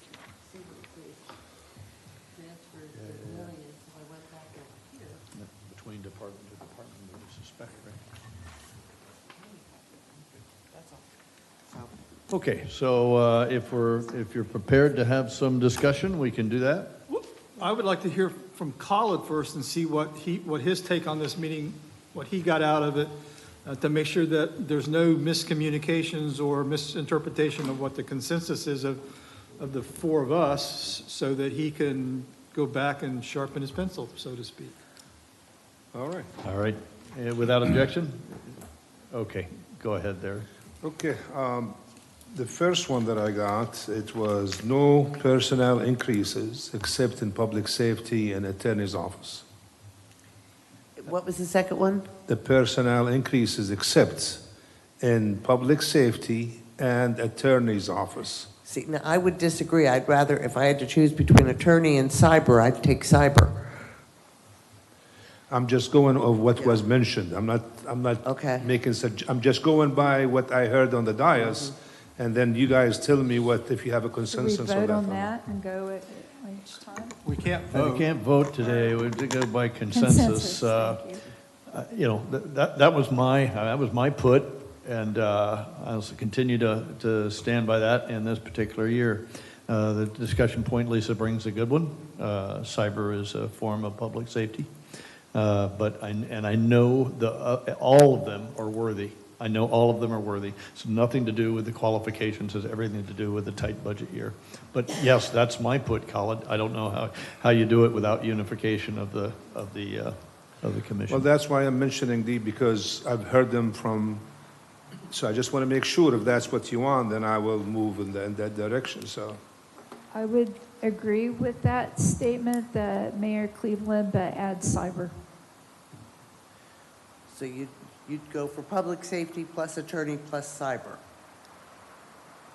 But yet, we're not going to hire the maintenance staff or the staff to take care of the special events, which we all complained about a few months ago, about being them doubled and triple booked and adding to Overtime. all the staff. So I don't support any cutting in the staff. I think It's the not a cut, directors these have, are an increase. I think the directors have already taken a look at that, and what they provided us with is with what their minimum needs are going to be to continue the basic operations that they're doing today. And so I'm not in favor of decreasing what they've asked for. And just to keep everybody on the same page, Okay. the personnel that you have proposed now, this is after I cut. There was more personnel included in the initial budget than what you have today. So I just want to make sure that that is after the cut. So I understand, Yes, I understand. So I just need to have consensus on if that's, you want to keep the personnel we have in the budgets, or you want to go with what the mayor suggested. I have 3 suggestions right now on the dais. Well, we know 2 are for including cyber. I just, one mistake can cost us millions. And that's a very new world of expertise to understand how to protect not just our cell phones and not just our computers, but our whole public safety communication system. Well, I mean, if you look at the city manager's recommendations, what I recommended in what's submitted to you, that's what I'm recommending in terms of personnel. So that includes the attorney, the cyber, and also some of the maintenance personnel as well. So that's the recommendation here. Now, the question is where the commission wants me to go. I go with your recommendation. Excuse me? I'll go with your recommendation. So my only question with the attorney is, I know that one of our attorneys works a lot with the police department. Will she be allocated to the police department? Not 100%. What percent? How about 50%? Because I think if you run a Kronos clock system, you'd be paying for every time you used her. And I think that should come out of the police budget, and I would approve the attorney because then it is actually safety. So with that, I recommend that we track time and budget as close as we can and allocate as close as we can with the attorney. Yeah. Well, I mean, currently we have Shay who works with the PD, and as she mentioned, 50% of her salary coming from the PD because of her service. But you're also asking for a new person, so however it falls with the percent of labor spent and whatever department is spent, that expense should go to that department. Yeah. So if Shay's spending 100% of her time, then it's not going to look like we have a new attorney. That's going to go to the police department with 1 extra head count. Yeah, I think Commissioner Bryan's point is well taken. We're not necessarily doing a good job of assessing costs to department. So, for example, if the attorney is used 50% or more, functionally, we should be billing the police department for that attorney services. I think that it is important to be able to allocate costs. So one question I would have is, where would you house another attorney? I believe Chief has already created a space at the police department. So in fact, the attorney that would be from general budget would be housed at the police department, lending credence to perhaps we don't want general fund for that attorney, but in fact, have it off the Yes. police impact fund or some form of that. That will save us on general fund. That should not come out of general fund if we're hiring because of the labor shifted. So isn't some of this, let's just do point of order, we'll talk in order from now on, I'm sorry, let it get out of control. Colin, this is yours.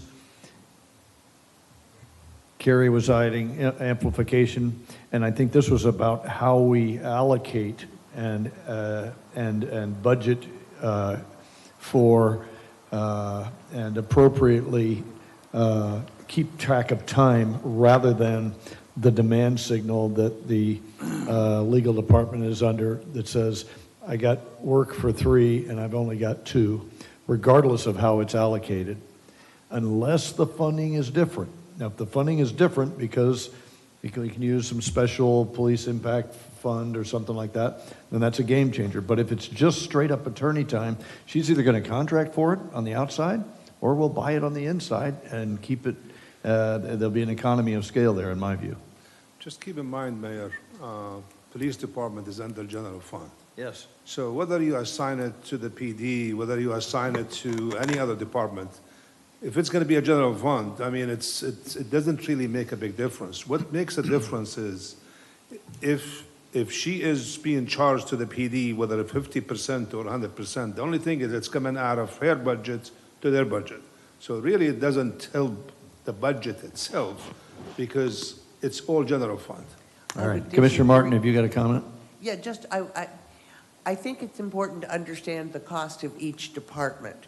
So to me, there is a difference between this being a police cost and a general fund cost. And I would rather see what department is costing us what. Sure. And I'm just referring to the general fund because right now this is what we're discussing now. If it's 50%, 80% coming out of police, I mean we could show that. That's not a problem. So. That help?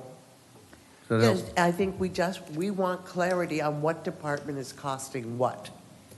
So Commissioner, if I may, we just recently, last year in fiscal 23, we spent a lot of time actually combining positions and maintaining them in one department. Budgetarily, and for us, it's nightmare to split those positions. And we finally were able to achieve it in fiscal 23. We don't split positions any longer. So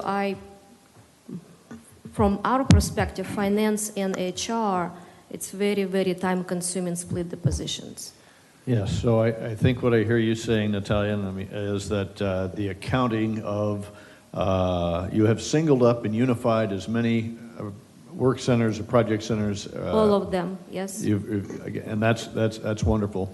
What I hear at least 2 commissioners saying is, we would like to know where the money is being spent, and kind of not an hour by hour, maybe it is hour by hour, but an accounting for, so I know the total cost of operating the police department is all of his sworn officers, all of his staff, and what other services he's buying. He's buying services effectively from the legal department. So just having that ciphered off department by department would be helpful. Similarly, airport, if airport is buying vehicles or they have lawn mowing or mowing services or something, what portion of maintenance ops mowing services are being spent by airport, so we could understand full airport cost, full police department cost, full fire department cost, et cetera, et cetera. That's really, I think, what the initiative is. If you can figure out how to do that, yeah. We certainly can do that. Yeah. Awesome. Thank you, ma'am. Colin, you want clarity on that first item, and then we'll move on. Maybe this is how we'll figure out how to do this. I imagine we'll have differences all along the way. Commissioner Hartman and I are diametrically opposed on he says everything you recommended should go. I said I just wanted fire, police, legal, and now on to cyber. And I don't know that you'll get any closer to that unless the three of us are there and one of us is not, and I don't know where Commissioner McGurk will wind up. So I take it's public safety, attorney's office, and cyber. That's the only three that you want in the budget. I'm guessing that I have not gotten the G2 on why we need the new attorney. So I'm going to stay neutral on the new attorney, but go for the cyber and public safety. Okay. The other Not sure item, that helps you. it I mean, I don't does, think he's but- any more clear. But I don't think it gives me the, but anyway, well, the spider, I think one of the questions was asked is, can maintenance operation with current personnel do everything with the spider that we purchase? And I think I answered the question early on. I don't think we have enough personnel to do big projects. Maybe we could do small projects, but not big projects. And I think that question was. How about all the planned projects? I don't think we'll be able to do that. So And that's I'll the tell you point. why. And I'll tell you why. Because it's these canals, they're big canals.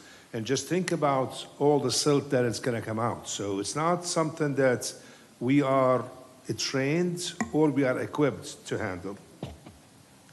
There was a comment about the evaluation system for the fire department to take it out. It was about $4,500. That was suggested by the mayor. So is that a common, the evaluation system?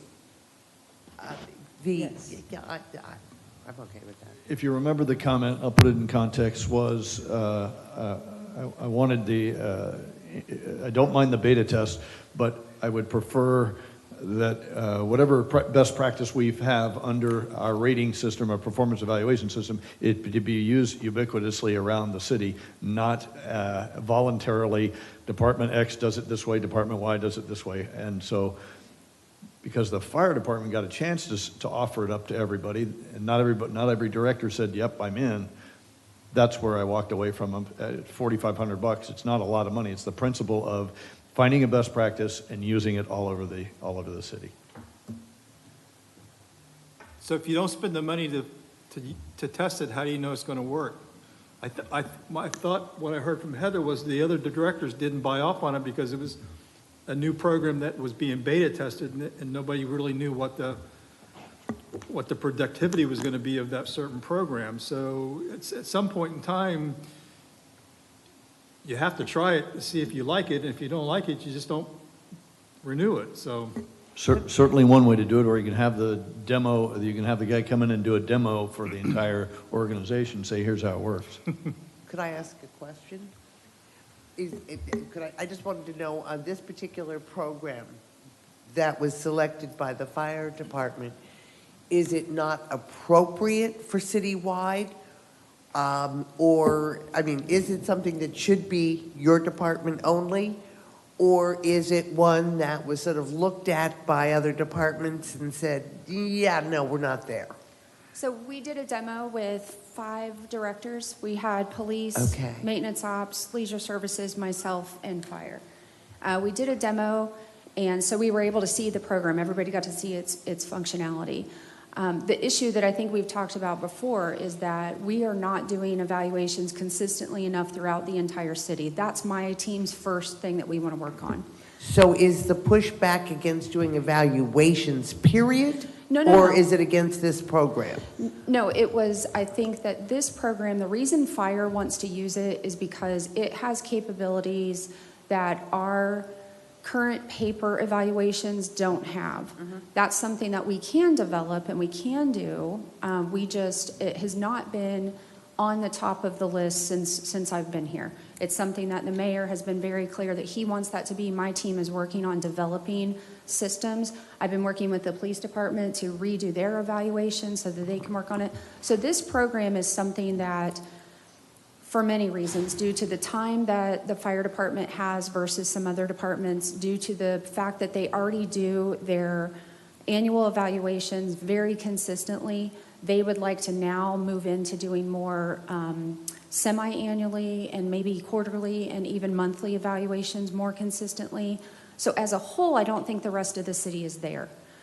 Fire is. They're ready to move on with that, so that's why they would like to move forward with this program. So it is a program that while it could be appropriate for the entire city is not ready for it yet, but the fire department is just ahead of the game. That's very fair, yes. Follow-up question, do you see you mandating it for the rest of the city after we test it and one department likes it? I think it would be a long time in the making for that to happen. Say that again? I think that would be a long time in the making for that to happen for the whole city. My big focus right now is going to be getting our every department current on doing their annual evaluations, working with the department heads and the supervisors, working with my staff where it hasn't been a priority in the past, working with them. I have somebody assigned to that already. They're going to start working with department heads just to get our annual evaluations done. So if we can move that forward and we can keep that going, at some point in the future, it's a possibility that this program could be something that could work for us.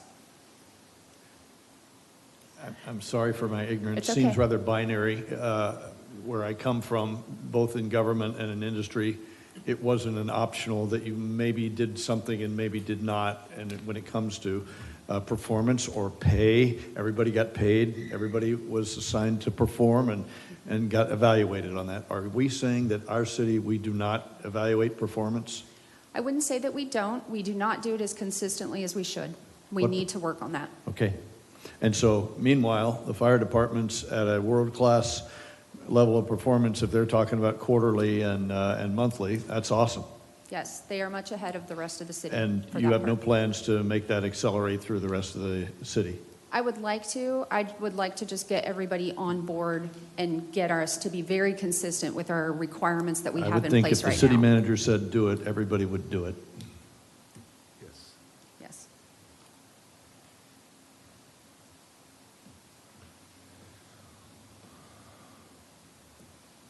Okay.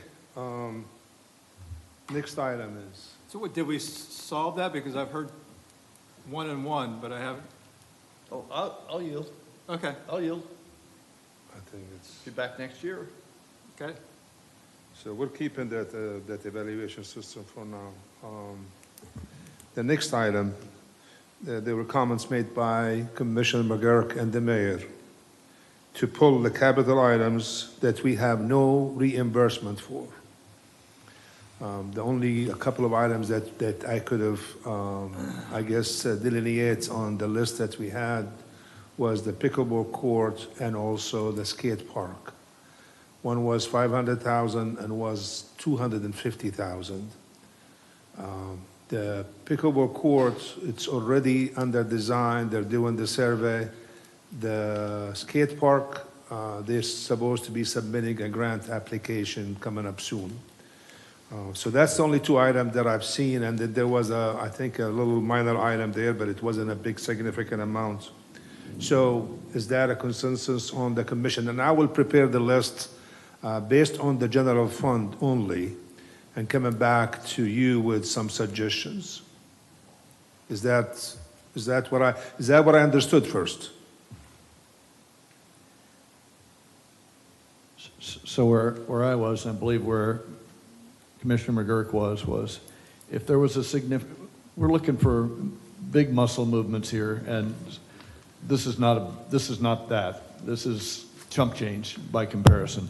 If there was not significant number of large projects that you could idle, call it, and get your millions of dollars to get that millage lower, then 250 and 500,000 doesn't sound like much at all. So I think that's where we were on that idea. So that doesn't feel right. When we're looking for millions, we're going to save 750,000. Well, unfortunately, with the list that we have, I mean, that's the only ones that I could see that possibly I could delay. There was a comment made by a Leisure Services Director that the study for Detweiler, which is only 25,000, that he kind of like rethinking about it. He said he doesn't think, and so that will be out. First step. First step is we're looking at having them provide an agreement. And I know the mayor has been in touch with some of the board members of the neighborhood center. Neighborhood center over in Deland. Yeah. But at this point, I think the PD is looking for some type of avenue and a tool in the toolbox to handle the homeless issue. So if the commission wants me to start having the chief prepare, excuse me, an agreement with First Step, I will try to do that and bring it back to you at whatever meeting, maybe on the September the 12th. Yes, sir, and I think the point was that find the budget money for it. Well, this is about the budget, and yes, obviously you have to do all that other stuff, but Randy made a suggestion about where you might find it, and there are probably some other places that you might know of. And I will, it's the 50-something, and I will try Anybody to find Anybody object to that? Okay. No, although I would just ask, and I apologize for missing the last meeting, I have no objections to First Step, but how did we choose that over the bridge, for example? Well, it's not about choosing over the bridge. I think we had discussion with the bridge previously. We used the bridge that was through a state attorney's office. They had a program, a grant. It didn't cost us anything. So we used them for about probably 6-7 months. Okay. And then that money ran out. Okay. First Step only have 30 beds in their building. It's not a big building. Yeah. It doesn't seem, it serves the city of DeLand, the city of Orange City, and the city of DeBerry. So they feel like they have enough cities there to use it. So they weren't enthusiastic about us joining. Okay, I so have this may approached be our only option. So that's right now. Now, the mayor had It's our only contact with funded, the it's our only board. funded option. Lisa, what I did was to work with these folks that run the bridge and other things called community partners over in DeLand. So they have several buildings, and they are very anxious. Their CEO and COO are very anxious to partner with us and to allow us to use their facility. They haven't talked about money yet. Yeah, one of the things that I am aware of when we take somebody to one of the facilities is the time our officers are out of New Smyrna Beach. In other words, so I'm sort of like, what's the nearest place? How quickly can we process somebody? Because that's a big investment in time for chief staff. Is that an accurate statement? Yeah, and it's almost, I would say, between where this First Step is on 92, Western 92, and the bridge is. But there's the other side of it. I don't know what the processing time is. In other words, I don't have enough information. It's just, my thought is not just for the actual out-of-pocket dollars, but what's the total cost and time of processing, whether it's taking them or whether there's the time, while you're there, getting them admitted or whatever it is. The one thing that I think is a positive point for First Step, and I think they're pretty much equidistant, but with the First Step Safe Zone, what Dr. Falber briefed the commission on, the fact that we know without a doubt, we're not worried about bed space. We know there's a law enforcement safe zone. It limits processing time, the fact that that's geared towards law enforcement. We don't even go into the center. We just drop them off right there at the outside gate. Thank you. Last item on my list is what I heard is the mail out in the city manager's office to be eliminated. The mail out, which is that's the marketing that we talked about, 100 and I think she's got it here somewhere. The promotional item. Yes. That's what I'm saying. That's what I heard. I'm just trying to get a consensus. Agreed. I disagree, but I'm one of, I think, one of four. Okay. Just want to point out, we have Mark Galvin, our financial advisor. He's here.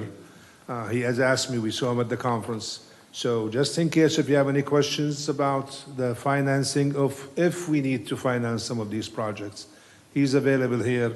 Unfortunately, we only have probably about 9 minutes because Code Enforcement Board is at 4:30. So if there's any questions for Mark, we appreciate, Mark, you showing up. But if there's any questions, it doesn't mean that we need a loan, but just in case if we want to, it's available.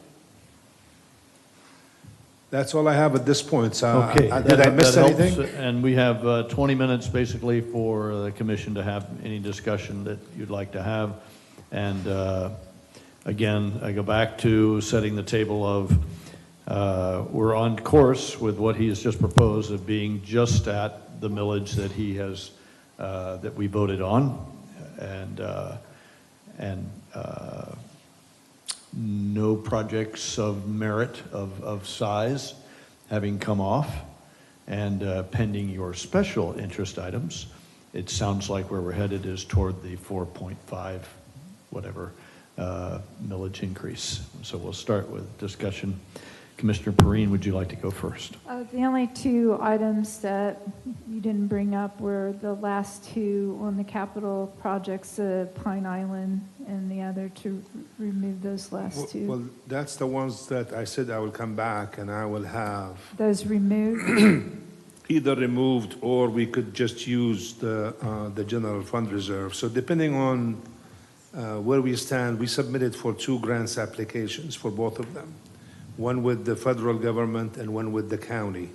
So I want to just see what's our probability on getting these grants, and if there is a high chance of getting them, then I will take them out of the budget.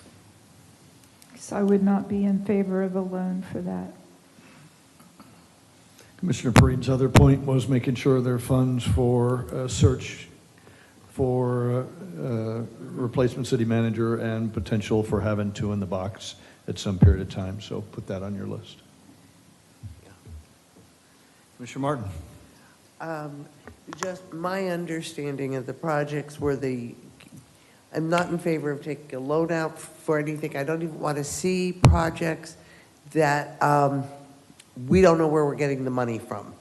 So if something is coming back saying, okay, you know, in other words, let's say the dredging. Let's say that we did find a grant to get the dredging done.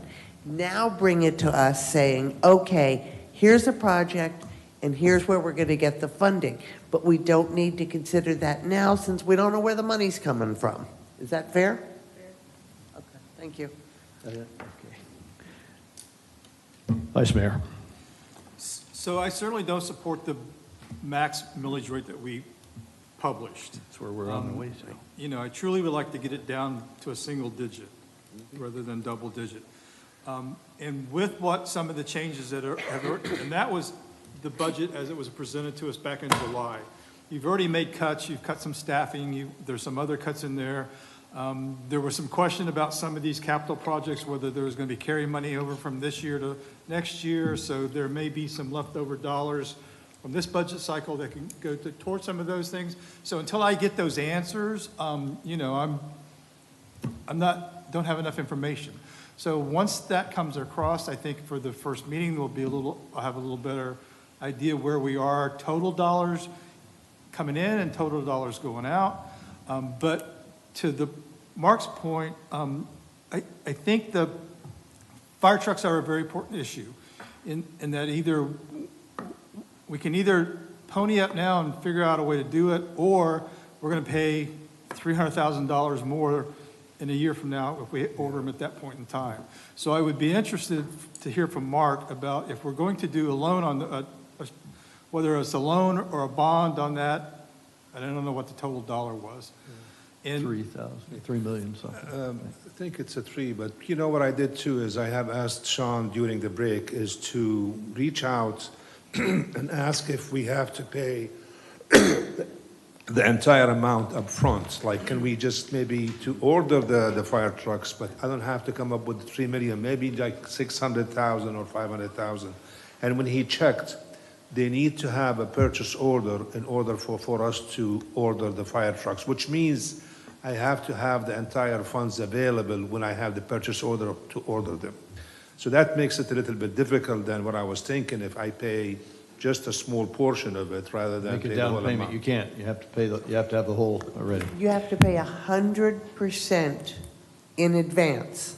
That's what's, that's. See, I'm a little bit, that we had this conversation Sure. yesterday about So- another check where So there's. so that's not entirely true. You Thank have to have you. a PO established. Okay. To hold our place in production, which means the money's encumbered. Well, the PO, when you have a PO. No, I it's- understand. it's money Okay, there, it's so- encumbered, but there's a difference between encumbered 3 million sitting presumably collecting interest somewhere and encumbered out of pocket and over to So them. if you do purchase the trucks and you pre-fund them, there's a discount of $366,000, 366K. If you pay up If you front. pay up front, 100% upfront. correct. So almost There's just a 10%, little 11%. heartburn in putting out a few million and waiting years to see if they deliver.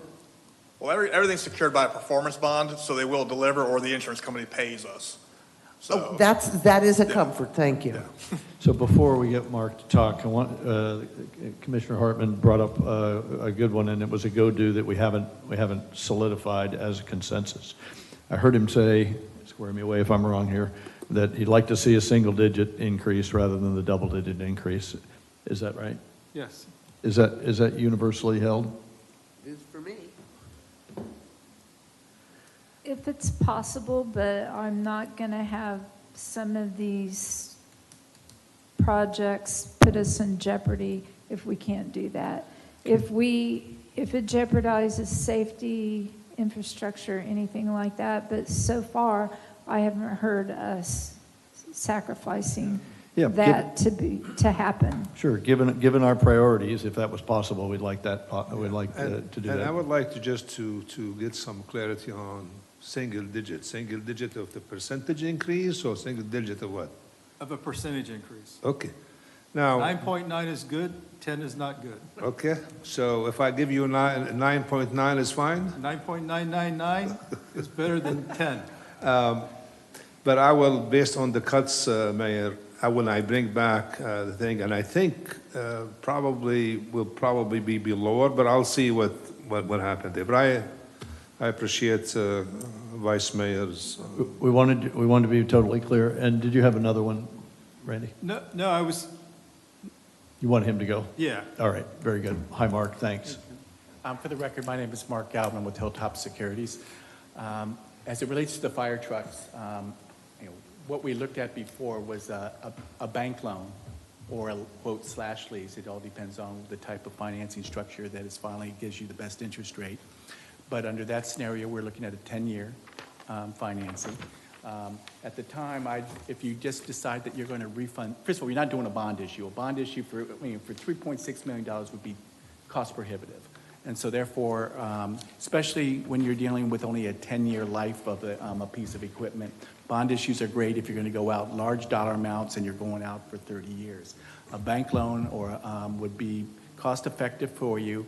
10 years is a good amortization because then you're able to spread those costs over people that are going to benefit from the project over that period of time. Even with the interest rates being kind of high, you still would probably be looking at about a 4. I think I ran some of those numbers at 5%. I expect that to be lower, hopefully, by the time you're ready to go. But you're talking about debt service for the full $3.6 million, about $470,000. We have the ability, depending on when you send out, when you want to purchase it, you could end up having less of a debt service this year, so therefore, or just pay interest only for the first year, and then you'd have a little bit more in bank. So there's flexibility by doing the bank loan to be able to provide you the ability to finance this thing if that is the direction you guys want. Mark, over an amortization of how long? 10 years. Okay. Life of the vehicle. That's right. You don't ever want to finance something that's longer than the average life. So my question, before I would agree to doing something like that, is if it falls in the equation where we can start that capital fleet program, reserve program, start making that $860,000 payment per year to start building those reserves. That's a must. We've got to rip the Band-Aid off of that and do it. So how we get there, I don't know if it's by loan or if it's by reserve or if it's by shaving what we just did with the people, lack of hiring new people so we can get that fleet where we need to get it. so we don't have to ever do this again. I'd like to see how we can do that, because we've given you all the things that we like to see. We all, I think, unanimously want to see that fleet program in place, including our chief and our fire, so this doesn't happen again. So how do we get there? If it's a 10-year loan for a 10-year asset, maybe we might agree to that if we can do the $860,000 payment for reserve. Excellent. Okay. Any more from you, sir? So we could do interest only to begin with, which would pretty much be along with what our debt service currently is today. So when it goes away, how long would this whole process take? Oh, if you told me on October 1st, you want me to go ahead and go, I would say that it will probably take about 90 days. 90? 90. 90. Okay, which to Chief's point earlier is going to be too late because we're going to be into the 2026 apparatus. So what you could do is, as far as doing in-fund borrowing, knowing that we're going to do the financing, just so you can say that, yes, you've got allocated monies to PO, and then we would just immediately, actually, if you told me right now that you guys wanted to move forward, I would start preparing the RFP to be able to expedite the whole process. But, I would think that you could go ahead internally, at least temporarily identify that, yes, you're going to finance it, yes, you're going to end up, and internally say that you're allocating funds from your reserve, which allows us to be able to go through that whole process to get you financing. So, Question for the city manager. Does that mean we could launch a purchase order in time to get Sean's good deal? If we are able to work with Mark and get it, I think he said November, correct? I just said the purchase order turned in. What Mark is finessing is that the money does not have to be in place as long as we as a commission vote to put it in place. Didn't you say that we could use reserves and then repay the reserves with the loan proceeds, right? Absolutely. So we are in a position to move quickly with approval. right. And then back it up with the loan. What you would do is that if you decide to move forward, you would go ahead and do a reimbursement resolution that you basically make the statement that, yes, we are planning to reimburse ourselves at a later date through a financing. And that's all you have to do. So therefore, when we finally get the money, it comes in, we put it back in your reserves, and you just start paying debt service associated with it. Any other questions for Mark? that's it, yeah. Thank you, sir. Appreciate it. Thank you very much. Thanks, Mark. Thanks. Any other comments or questions from anyone on the dais? So- Go ahead. Yes, sir. So are we going to discuss that now, or is you going to bring us something at the next meeting? I'll probably bring you something at the next meeting, hopefully, because right now, the agenda for the 22nd is already out. So I'll try to see if I have the information and add an item for you on Tuesday. Can you get it to us to have a pre-meeting? Or is there a CRA at the next, there is a CRA at the next meeting? There is, I don't think there is a CRA meeting that I'm aware of. There is a pre-meeting. There's a CRA There's a meeting. CRA before the There next is? meeting. Because I know that time is of the essence. We're already borrowing from other departments, and once they get wind of all of this, they're not going to start loaning their trucks out to be used by us if they're going to need them for reserve trucks for themselves at some later time, so. Yeah. But I think, I think it could work out. I don't think there is an issue with, but if they want a PO, I mean, then you have to have the money. So that's what I was hoping, with Sean, when he contacted him, that maybe we could just give him a payment, but. This is a purchasing officer question. I think the purchase order is our commitment to pay in full. The finesse here, and I don't know whether it's legal or purchasing rules, it says, can you authorize a purchase order for $3 million without having the $3 million in your hand? What Commissioner Martin proposed was, we will commit to using other funds, which will be paid back. And then I think you could allow your purchase order to go forward in time, and not the 90 days, but in forward to go time to collect on the chief's good offer. And that's what I was saying, man. If the purchase order, if I issue a purchase order, I have to have the backup for it. So the only funds available for me to use, and that amount is from the general fund reserve. So I got to come back to you, allowing the city commission for us to use the city fund reserve to pay for it, with the idea that when you get the loan, you get reimbursed. That's it? Okay. Any other business? On behalf of the commission, we want to thank the staff, this awesome staff, for their preparation and their work and their diligence today. Your directors and chiefs have been amazing. Thank you, Natalia, and your whole team as well. We appreciate that, and now we're adjourned.